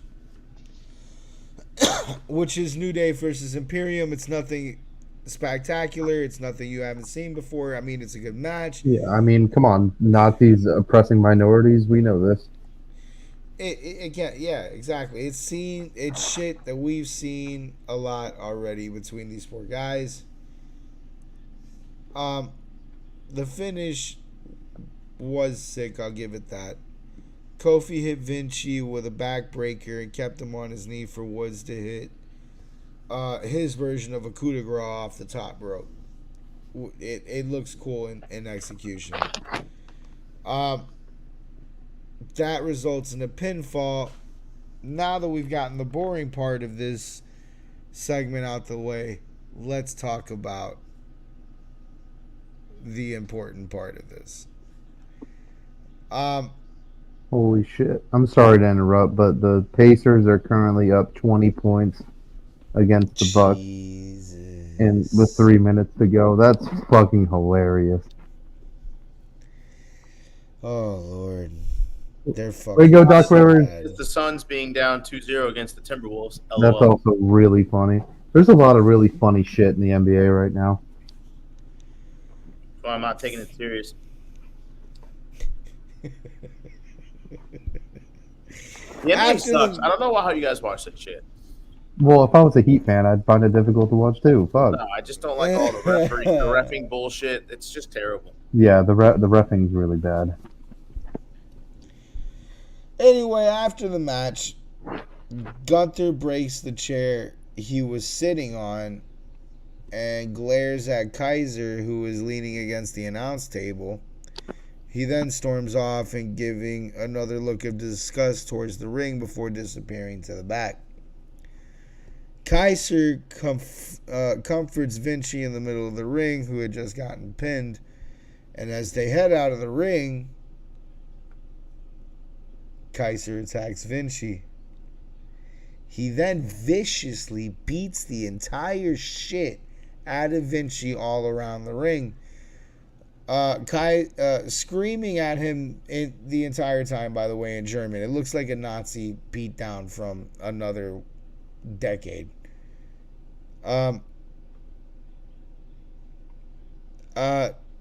Kaiser lays Vinci on top of steel steps before being separated by security, and he then runs from security all the way around the ring and bashes Vinci's brain into the steel steps. So Vinci is officially dead now. Kaiser walks to the back where Gunther is waiting and tells Gunther, "I told you that I'd get it done." The head Nazi looks happy as fuck. It's World War II vibes. This is literally Germany going, fuck Italy, they some weak ass bitches. This is Germany ending their treaty with Italy. Vinci is basically Benito Mussolini. He's dead. That's it. What the fuck is with you and all these historical references? Oh my god. Bro, when we're talking about the Nazis and they have an Italian in their fucking Third Reich stable. I'm not talking about the Nazis. We're talking about 3 professional wrestlers. It's hard to not draw parallels when they're so obviously there. You are so intimidated by his haircut. Just a minute. He's a fucking Nazi. You can't tell me this isn't the Third Reich right now. Well, no, it isn't the Third Reich. More of you a can't sick. tell me that this is the Nazis right now, right? You can't with a bold face explain to me Gunther's character and not mention the word Nazi at least once. It's not gonna fucking happen. Anyway, dude, I like the segment. The segment was awesome. Vinci's dead. Kaiser looks like a fucking brutal, insane monster, which is weird because his fucking frame of body doesn't match that. But Gunther looks like a complete fucking Nazi prick. It's all great. I love Gunther. Here's the second, I guess, best part of the evening. We get a Drew McIntyre town hall. Those are always fun. Once again, don't shoot up my pervy skirt. Or I mean my skirt, you perv. No, drunk, I'm not officer. Oh, God.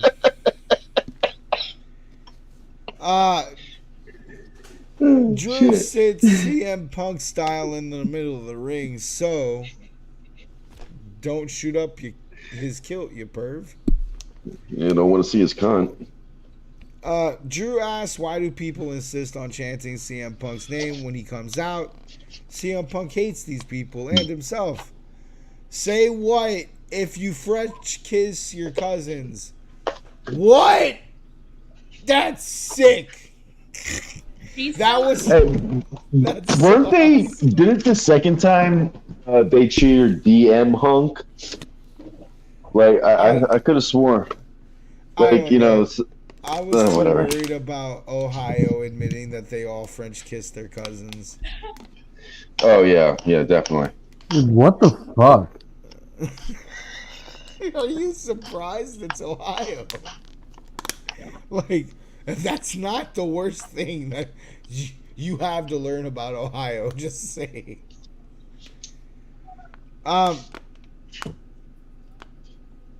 Anyway, to be expected. It's Ohio. Drew has a complex relationship with pro wrestling, but people here wouldn't understand that because the most complex relationship half of these guys in Columbus have had is with their hand. Now. Pat says he thinks there's some southpaw involved in all that. Oh yeah, I remember that. Yeah, comment. Drew isn't here to complain about WrestleMania. So let's complain about WrestleMania. Drew says he's not. Drew says he's now focused on King of the Ring.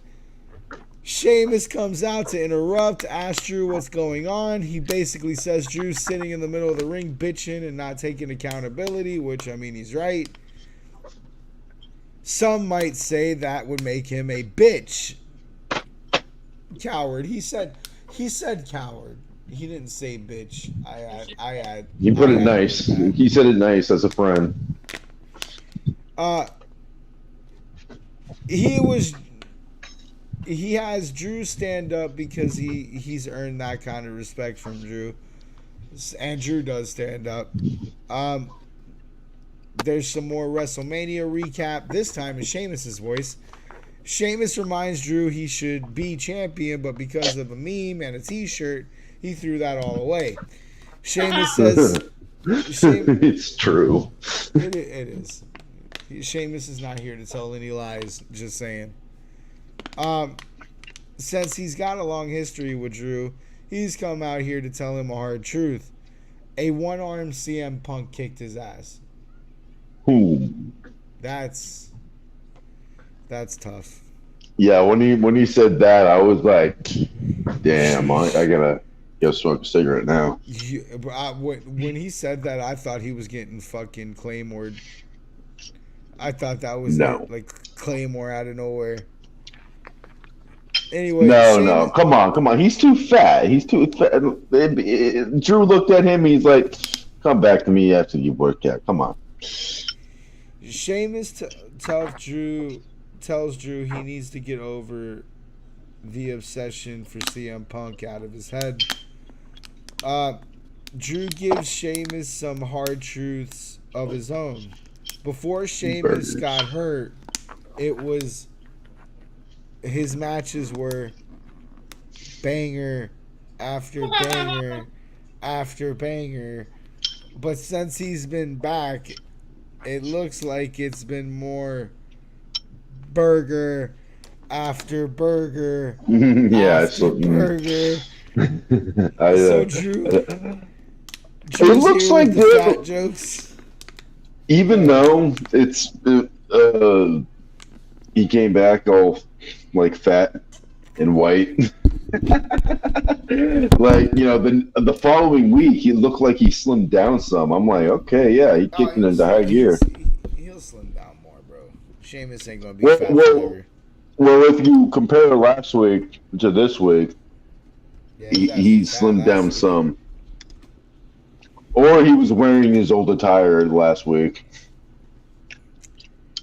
That's true. Sheamus thought that was hilarious, by the way. Sheamus tells Drew, yeah, I can lose the weight, but you can't lose stupid. Sheamus tells McIntyre to stop blaming everybody else, but McIntyre tells him it is everybody else that calls Sheamus burger after burger. Flubberman. And the Ginger Bill's Berry Doughboy.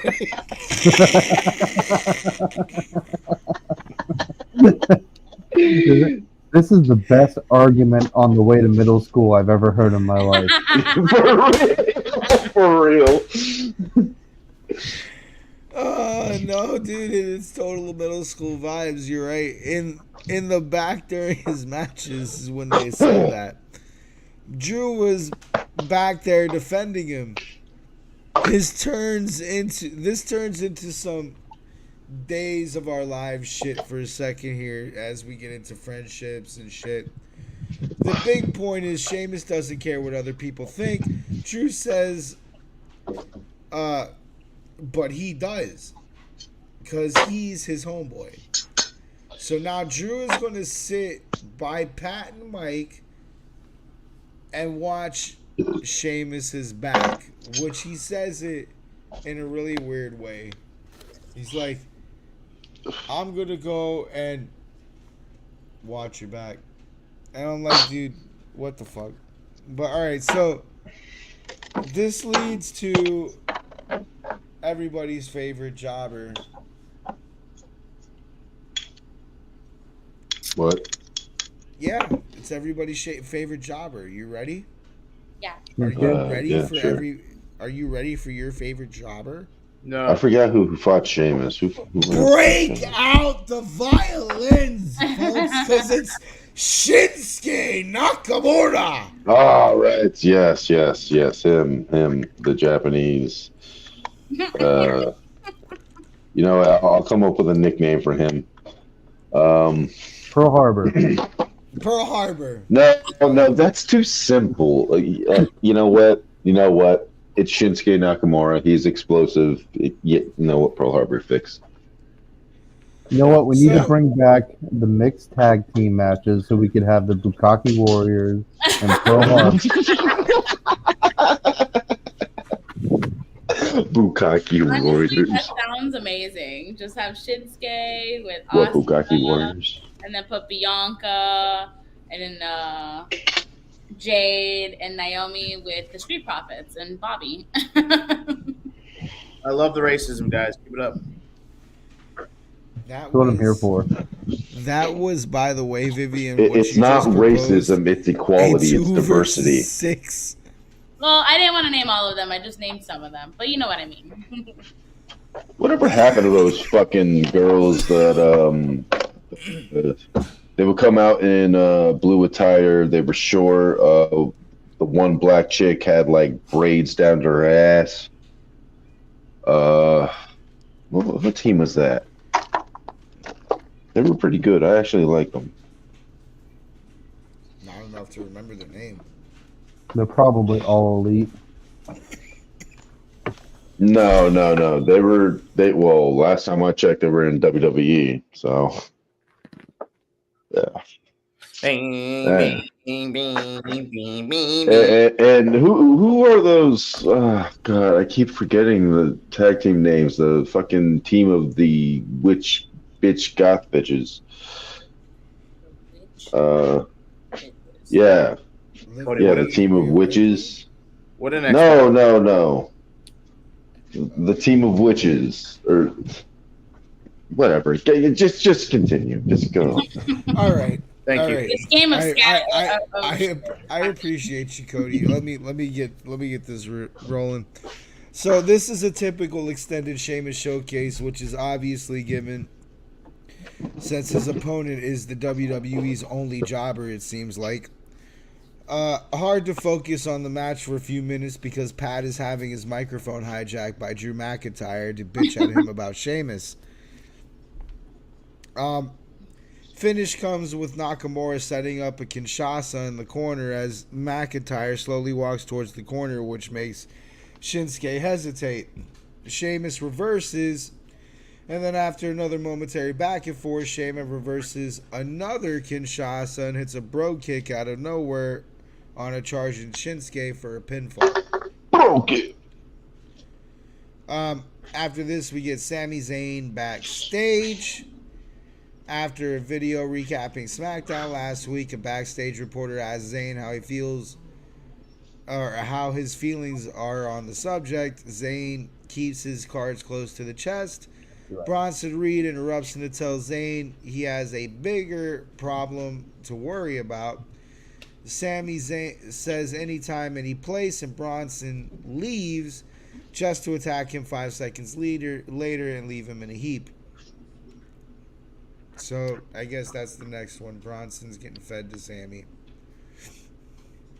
You know what? WWE needs to hire me. You're telling me Drew McIntyre didn't say to Sheamus, before you left you were potato, and now you came back and you're a loaded potato.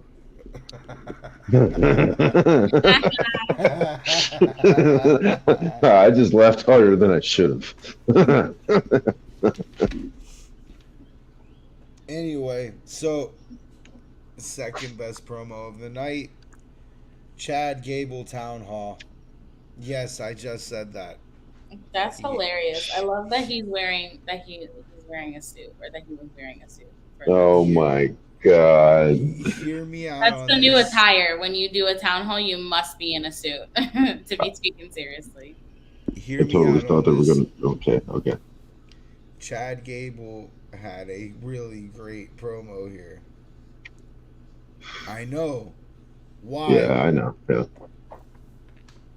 So why Chad? Why? Well, he's here with the Alpha Academy to tell you why.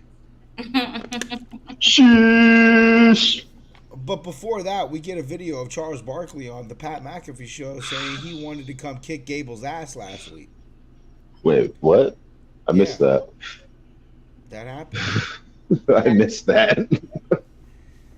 Chad says shit was all good till Sammy laid the belt in front of him and rubbed it in, and then went and hugged his wife after the match. Chad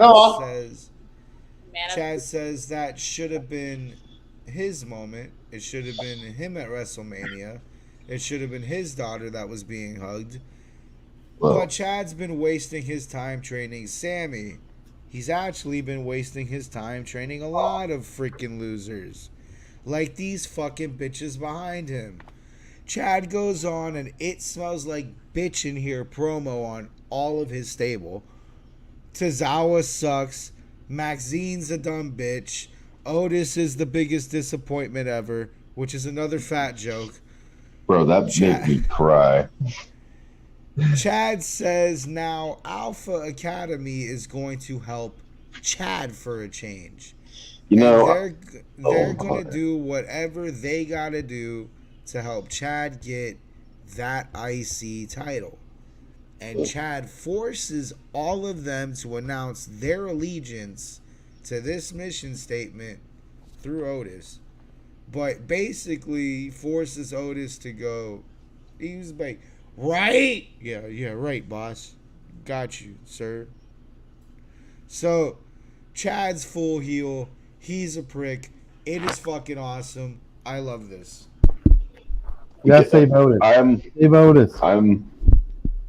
I'm looking at Otis. I'm looking at the poster for the women's championship battle royale, and Maxine just looks. What the fuck? She needs to fix her face, or not her. I don't know, man. And her smile, like she doesn't, like she's trying to smile. Maxine Oh God, is a damsel in distress trying to be Yes. a professional wrestler. yes. She is a fucking poster readout prototype valet, and she's trying to wrestle. Damn, bro, that's hard. That's tough. Maybe that'll. Watching Maxine Dupree wrestle is like watching Miss Elizabeth try to wrestle. It is, dude. And I'm a little hating, but it's not like from a bad place, dude. Like, she's slow. She doesn't execute properly. She looks like she belongs on NXT. You know, she looks like she shouldn't be called up to no SmackDown. Like, she's just green, bro. And I get it. It's because she's also prototypically what you want in a female wrestler, but she would be a way better valet. She's a way better Miss Elizabeth than she is trying to be a Trish Stratus. It's not. I don't know if that's like I'm supposed to think that because that's her gimmick, but it doesn't look good. You know, I'm not digging it. It's kind of like Lana when she was trying to wrestle. Yeah. Let's ask our Lord and Savior, Vincent Kennedy McMahon, what he thinks about the female competition on SmackDown. Needs more titties. Needs more ass. Needs more titties. Needs muscle wrestling. Needs lingerie matches. Bra and panties. We need to shake things up a bit. Thank you, Vincent. I always appreciate your input on the company. So after this, we get more filler. It's Dom Mysterio and Ricochet backstage. Well, hold on. I am not a pervert. There's nothing of substance here. Just them talking shit to each other. Ricochet leaves. Dom runs into Liv. And it just ends in a stare down. Dom, the only thing that needs to be said here is something that I'm going to bring up. Give me 1 second. I gotta bring it up. Dom is going to side with Liv, and that is his new mommy. No, he's gonna. No.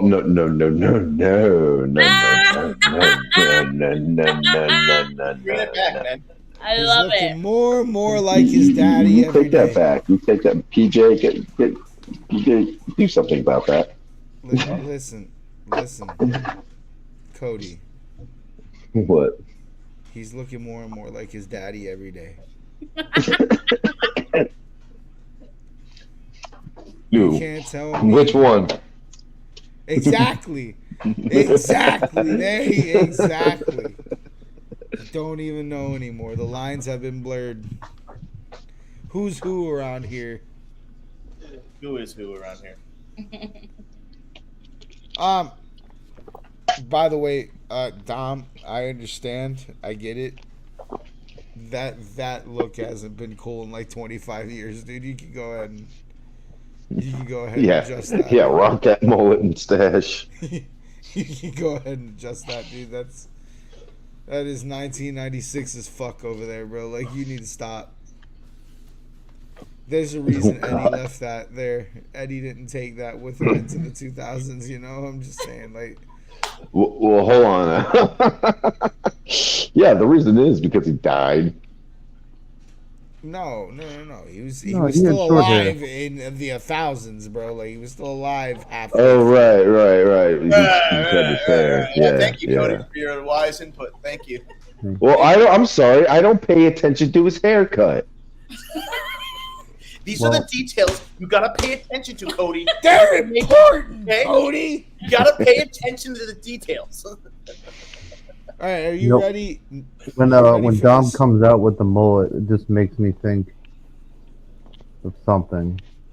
You know, it's mullet, Makes mustache, me think of Rascal Flats.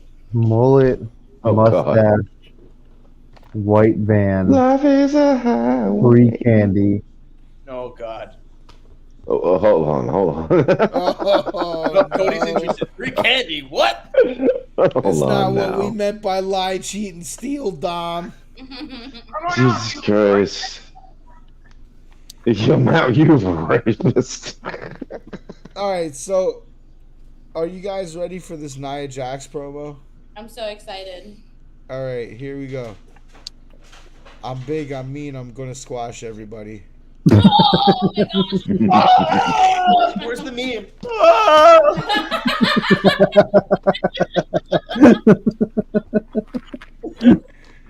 Oh my god. There's your weekly Nia Jax promo. Look, Hell if, yeah. No, seriously, deadass. That was it. I'm big, I'm mean, mean, I'm gonna squash essentially. everybody. Yeah, that was essentially it. There's 3 lines, PJ. I summed it down to one, and that's it. But the grand point of what she said was, I'm big, I'm mean, I'm going to squash you. Grr. Grr. Yo, Shrek Anyway. does that promos. Anyway, after that, we get JD McDonough and Santos Escobar versus Ricochet and Andrade. This is Raw. This is Raw we're covering? Yeah. This feels we've been feels covering very Raw. Smackdown-ish. Very fucking... It's, again, right before the draft. Yeah, they can't really do anything until after. Yeah, we gotta shake things up a bit. We gotta shake things up a little bit. We gotta shake things up. In an earlier promo video, Andrade had stated... I'm sorry. No, it's cool. It's cool. We gotta shake things up a bit. We gotta shake We need law. a bit. We gotta break laws. We gotta break rules. We gotta need more break attitude. rules at once. Oh god. All right, continue. I'm sorry, Mike. You know, that's that kind of attitude that got you into these NDAs, Vince. Anyway. Not my fault. She said she wanted to be shit on. She liked it. She took Got the her a money. diamond ring. Got her a I did- diamond ring. She gave me a Put it out discount. She liked it so much she gave me a discount. Okay, so in an earlier promo video, Andrade had stated he didn't join Judgment Day because he's nobody's bitch. There was so much more to that. That was the sentence that you needed to come away from that. I'm not a bitch. That's why I'm in Judgment Day. That's fair. So this is another one of those showcase matches for Ricochet and Andrade. It's just, I'm biased and I like the high flyer Latino matches, so I enjoyed it a lot more than most. McDonough added a strong style to the mix, so it adds a bit of flavor, make it not so monotonous. Crowd chanted to Dom, shave the mustache. Thought that was What? awesome. Nah, we like the pedo They stash. did? Pedo stash. Pedo stash.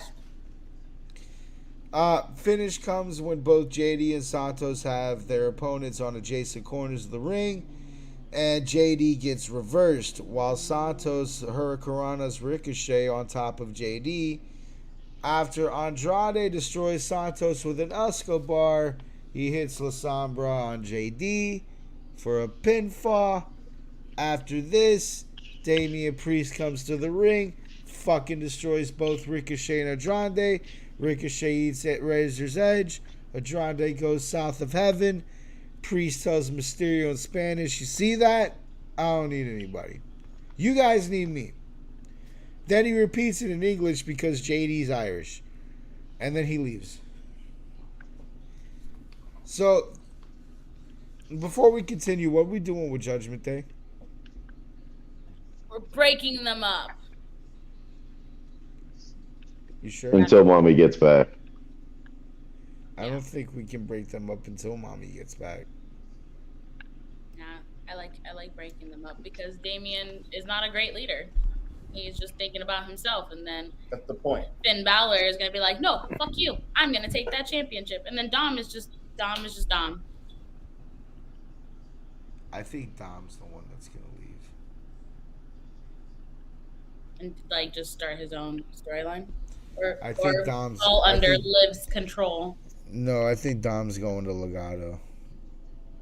Yeah. Yeah. Mm-hmm. Yeah, I see that. I can see that. He's been really friendly with Santos. Because his dad is, enemies with them. LWO and Legado. Or Legado del Fantasma, or And whatever that's the really fuck all they're Dom called. gives a shit about. Yeah. Yeah. Dad. Pissing off his daddy.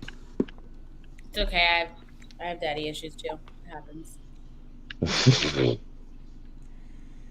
Anyway, okay, so that was this is the last match of the night.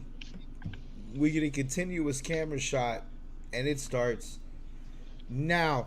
Beginning with a backstage interview of the Cunt sisters, Indy and Candice. Candice says she's not there to defend her victories. This gets interrupted by a ruckus forming backstage between Nia and Liv. This is when Becky Lynch takes the reporter's microphone and makes her way to the ring.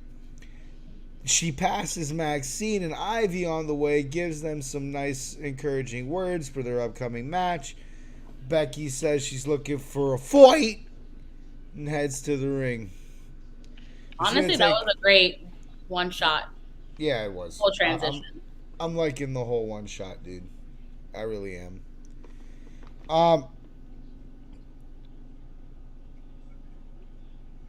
So the match itself is kind of fun. It takes, by the way, a commercial break to get everybody into the ring, as you can imagine. The match itself is kind of fun, but it's a battle royal. So there's only so much that can be done here. Nonetheless, there are some interesting spots that happen in the match that I did make a list of. Maxine eliminated the Cunt sisters, both of them. So she gets a little revenge. Katana Kate. That was her anger. Yeah, right. That was. I think she even said, "Yeah, go tell Chad Gable about it," or some shit to that. Yeah. She said something about Gable.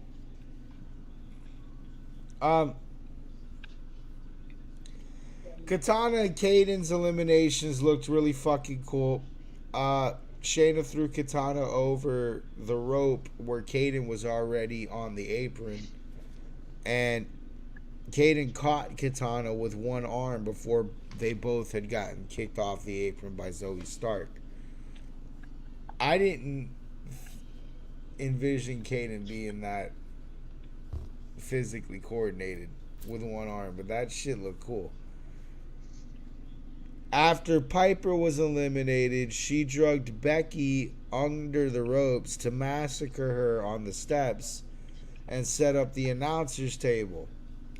When Piper puts Becky on the table, she gets distracted because Nia Jax is trying to eliminate Chelsea Green. Piper then breaks that up by dragging Nia out of the ring under the rope. And this is where the funniest shit in this whole match happens to me personally. Nia failed to break the announcer's table twice. Let me tell you how. First, she tried to terribly rock bottom Piper Niven threw Becky Lynch through the table, and the table didn't break. So then she tried to Samoan drop Piper through the table into Becky Lynch, and the table didn't break. This table wouldn't break until we went to commercial and came back to find that Becky Lynch had been power bombed through the table. She tried to slam Piper Niven twice through the table and couldn't break it. I'm just saying. Yeah. That's incredible. World's strongest table. World's strongest table. Whatever. I was going to say something about the girls, but okay, thank you. Thank you for saving me. Whatever Pat McAfee's table is made out of, which I'm going to go ahead and assume is mahogany. I need that. I need that for my desks, for sure. Goddamn. Anyway, so Chelsea needed to be eliminated twice because the refs missed it the first time. Becky dragged her dead ass into the ring for the final three, which was Nia, Liv, and Becky. Nia can't sell a fucking thing if it was for a penny. I'm just saying. Nia couldn't sell you nothing for free, basically. She had totally fucked what would have been probably the coolest looking spot in that segment. She had Becky was going for Becky had landed a neck breaker on Liv, who was in the middle of executing a code breaker on Nia.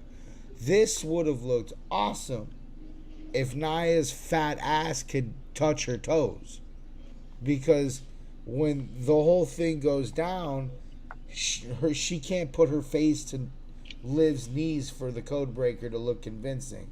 So it looks very bad. And it's because Fat Jacks can't sell worth the fuck. Fat Jacks, damn. I'm sorry, I'm very mad when a spot that looks that cool gets ruined by somebody just being a lazy fat fuck. This is why I don't like Nia Jax, because she's not good. Like, she doesn't try. She's just always angry in her promos. Nah, dude, it's like watching the female version of Goldberg. Except Goldberg at least had a couple moves. Yeah, it looked good, for a good portion. Nia, I don't think I've ever seen Nia like actually have a good match, ever. None. And then she wants to know why she ain't fucking winning any of them. Yeah, why am I not getting promos? Why am I not getting pushed? You're not good. That's why, and no one likes you. Lynch and Liv eliminated Nia with a code breaker and lead drop combo off the apron. And then Becky eliminated Liv to become the world champion. So we are officially now back in the chat GBT era. Whoa! Whoa! And now that I have concluded Raw, let's bitch about it. All right, shall we?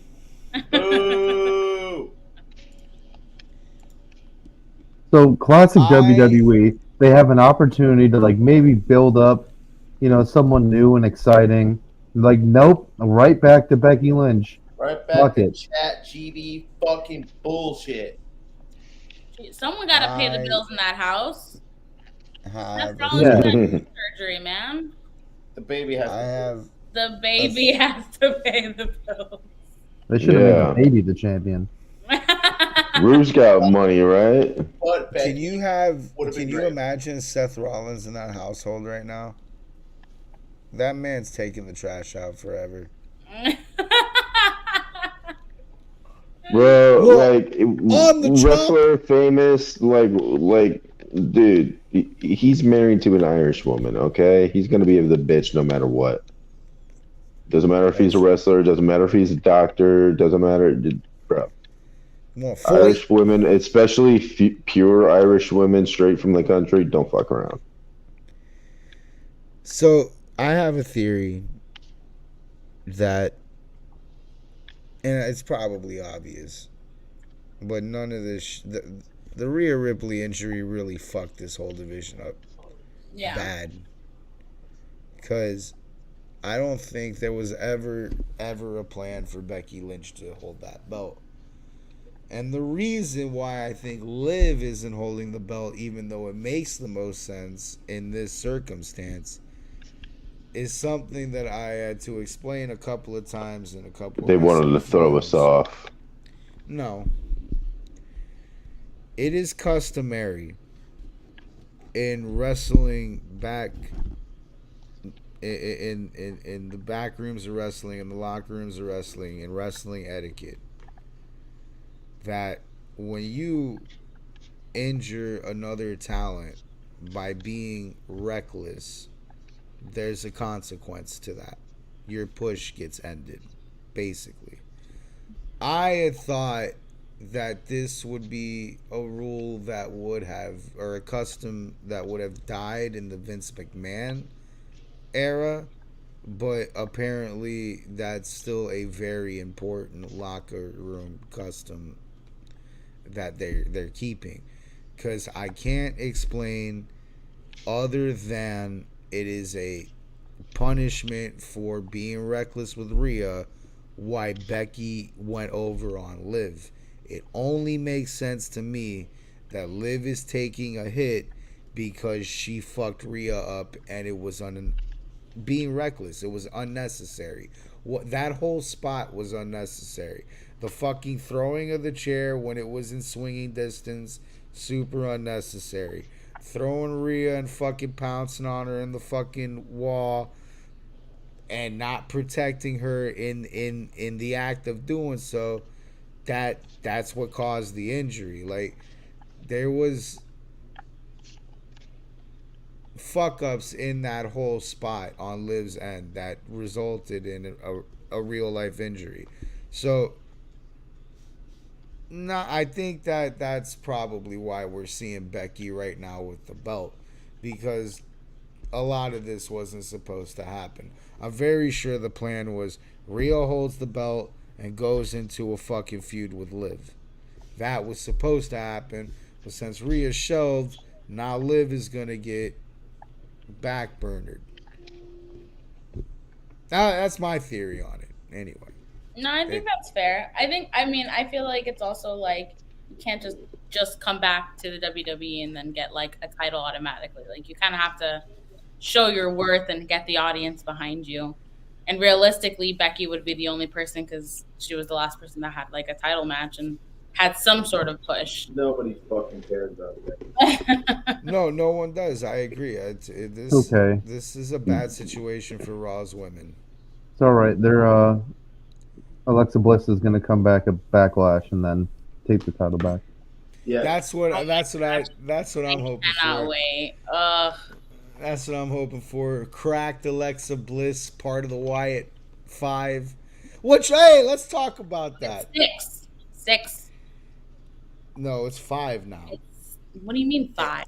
Let's talk about it.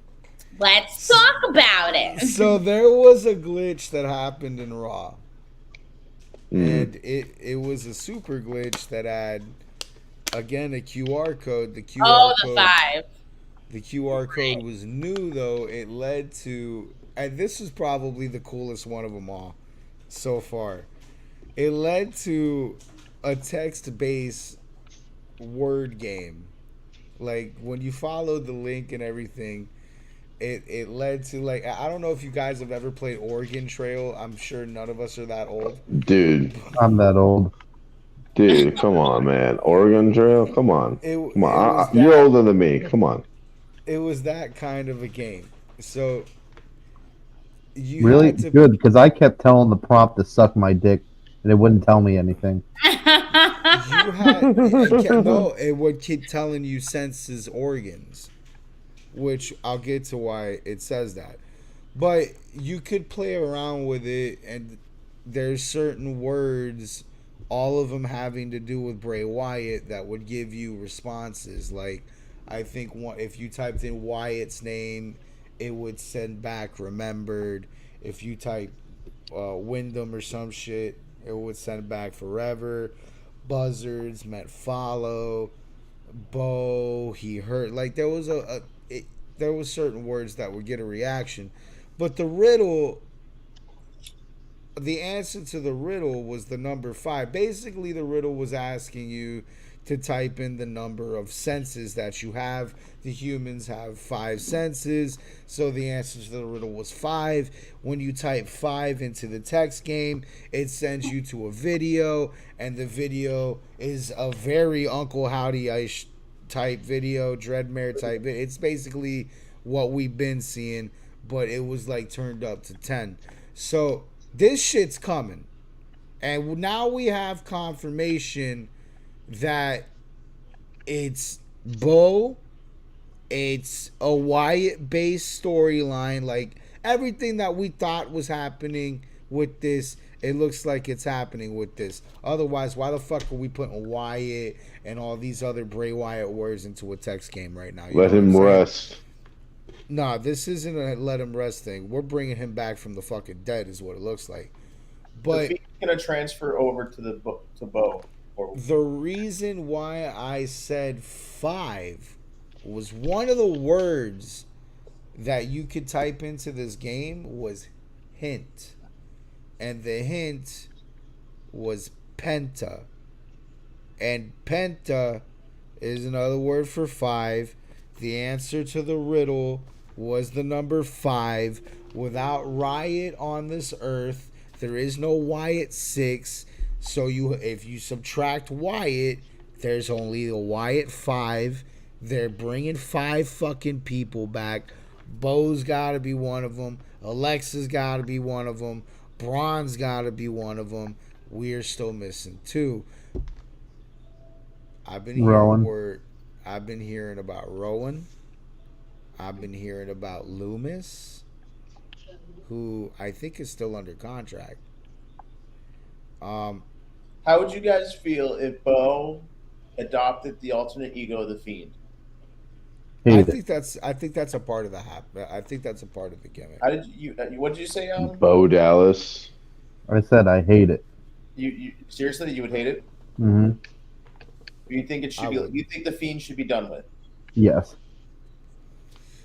I think that in Bray Wyatt's storyline, it's gonna make sense that the Fiend takes over Bo.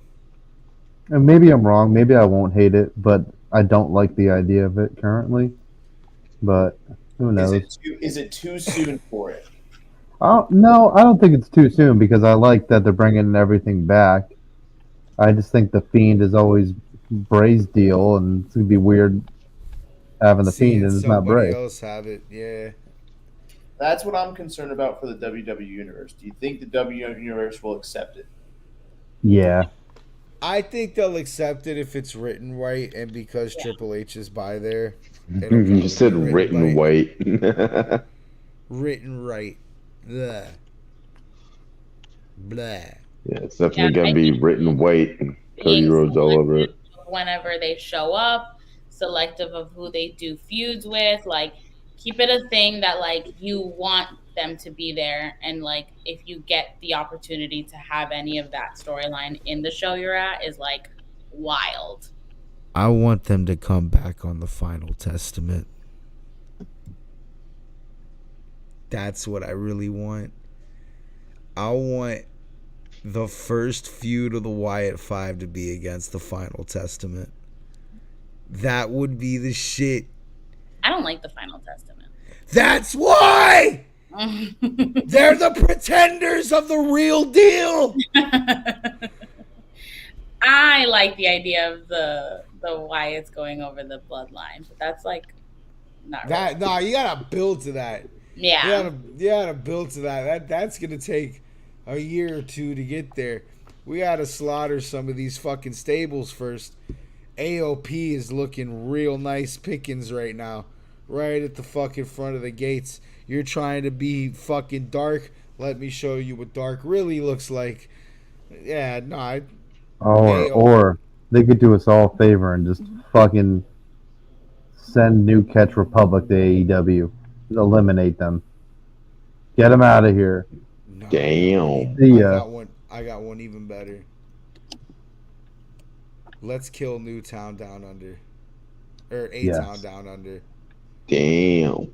Let's kill them. Let's just fucking slaughter them. And as much as that would be fun, I want this on Raw. This needs to be a Raw thing. I don't think that they're gonna bring this story. I don't think this storyline can be brought back to SmackDown. I really don't think that.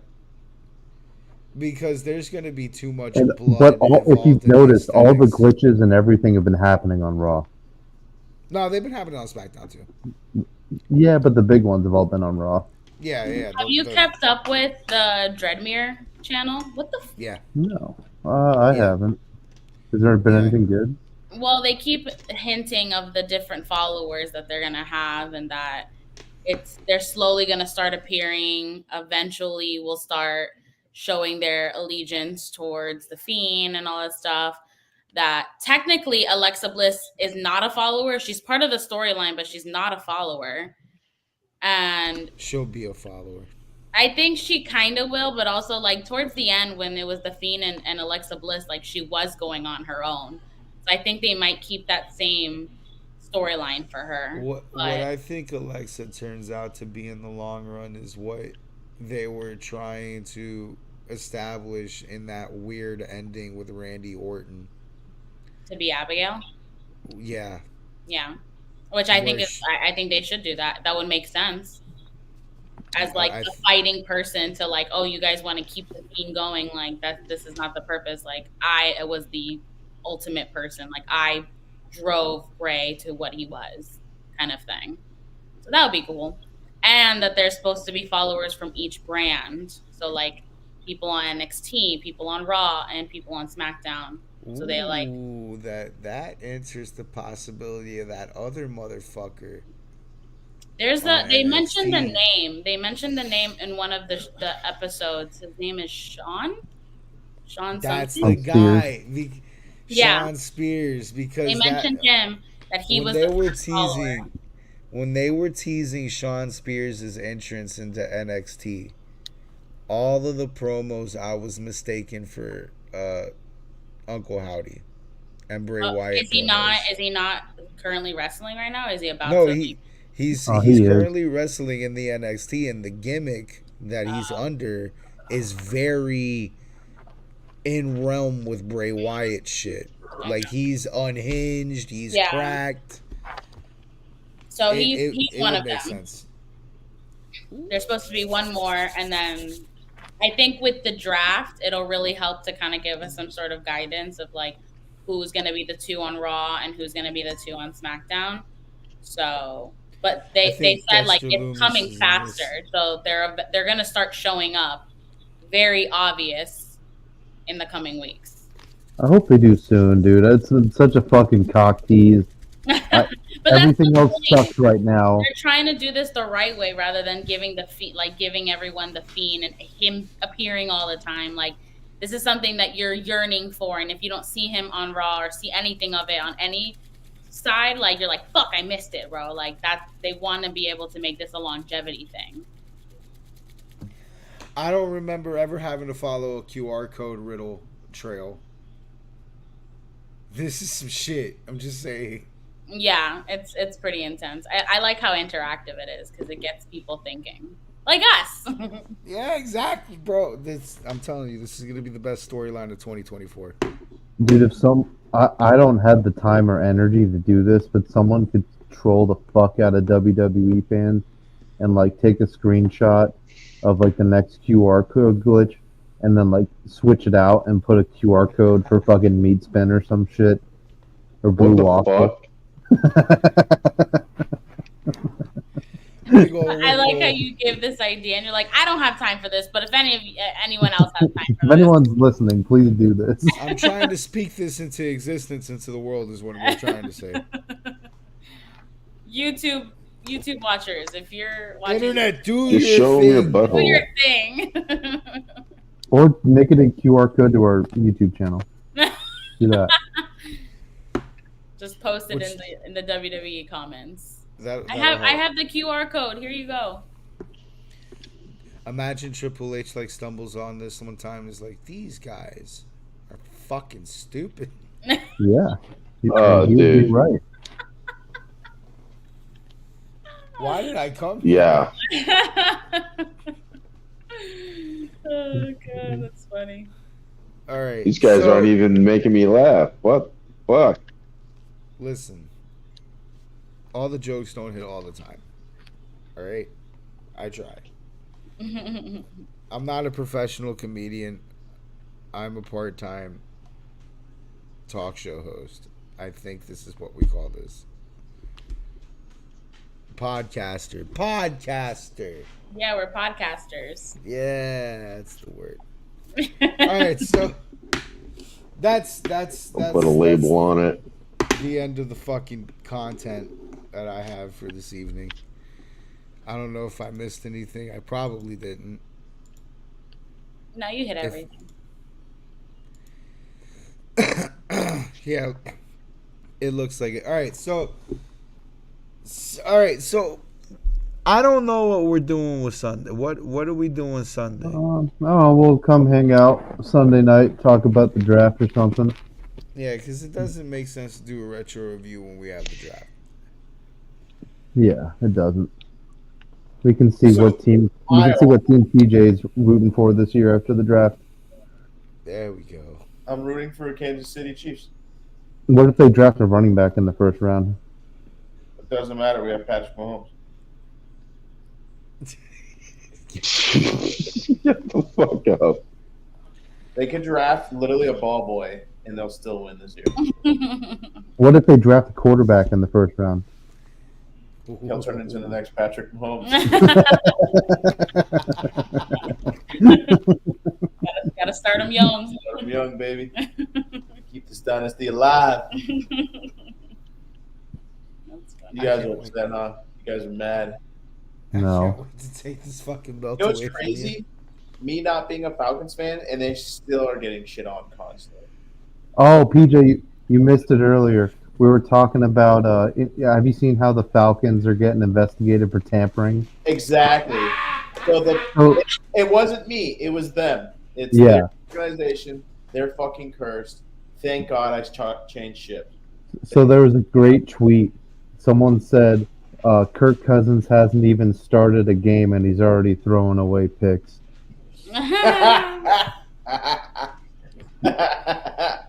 Fuck that organization. They brought me so much pain and misery for years. They deserve it. Feels good to have a Lombardi trophy sitting here in my house now. It is nice, isn't it? A good feeling, PJ. It's a great feeling, man. Something the Dolphins haven't been able to do for 40 years. Fucking bummed. It's all right. They get to have pizza parties on Fridays or whatever the fuck Mike McDaniel does. Is that what you look forward to, Monkey? Pizza parties? Yeah, that's what Mike McDaniel does. He says, "Okay, guys, whoever shows up with the wackiest socks on Thursday gets a $20 Applebee's gift card." Because we're the coolest place to work. Tyreek's already got a trophy. He doesn't need to bring it to you guys anyway. I'm tired of this narrative. He told Tyreek he was a bitch. You know what? And then he came back the next day and he goes, "You know what, guys? I was a little mean there. And to show my appreciation, I bought $30 worth of Little Caesars pizza. Enjoy, guys. This is how we appreciate you." I'm done.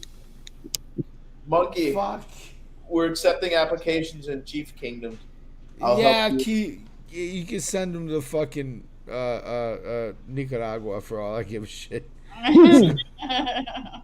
All right, be a loser for the next 50 years. Your tribal chief is coming to take his throne. From who? No, I'm not. Well, you can keep that shit. Cody, What? shut the.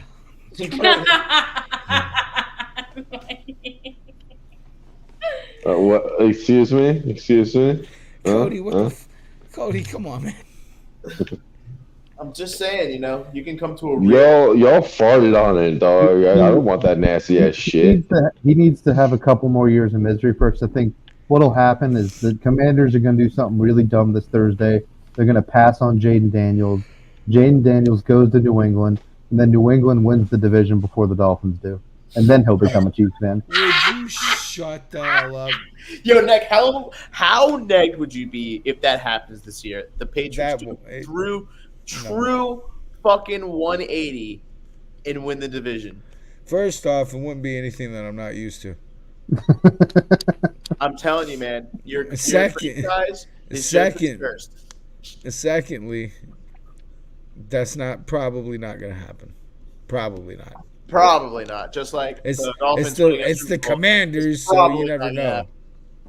Look, I'm not saying I know everything, but I know dumbass decisions in the draft for bad teams. And everyone's always saying this whole time, like, "Oh, Jaden Daniels for sure is getting pick number 2." Are you that sure? Are Is you this franchise though? that competent? Are they, though? This is a team run by football people. I mean, by basketball people trying to run a football team. Basketball people. I forget that. Oh my God, Washington's being run by fucking basketball guys. They got fucking Magic Johnson in the fucking war room over here making draft picks and shit. It's over. Monkey, It's where's done. applications? It's not too late. Nah, dude, it's cool. No, he's gonna be a Texans fan.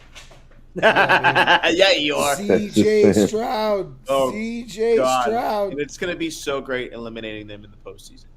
Again. Nah, bro. You're gonna be losing to the most fire uniforms in the NFL. I'm sorry, I can't hear you. The sound of the trophy glistening right now is too loud. I'm sorry. All right, with that, see you all next Tuesday. Bye. Have a good one. What the fuck, Bye. man? What the fuck, Uh, man? Cody, you will never have this, Cody. You will never have this, Cody. You will I'm never saying, have yeah, this. because You he's will not in the I fucking don't want league. that. You're not I don't want Like, that. I think you're right. I don't play I don't fantasy want football. None of you motherfuckers will have this. Acknowledge your tribal It's- chief. I'm out. It's ugly. That belt is ugly as fuck. Hey, don't, that belt's not ugly. You, Hey, you need to. You You need to spent a lot of relax. money on that belt. That's a real ass belt there. That So belt was is mine. important. All right, we're We're done. good night. Good night. Yeah. Have a good one, guys.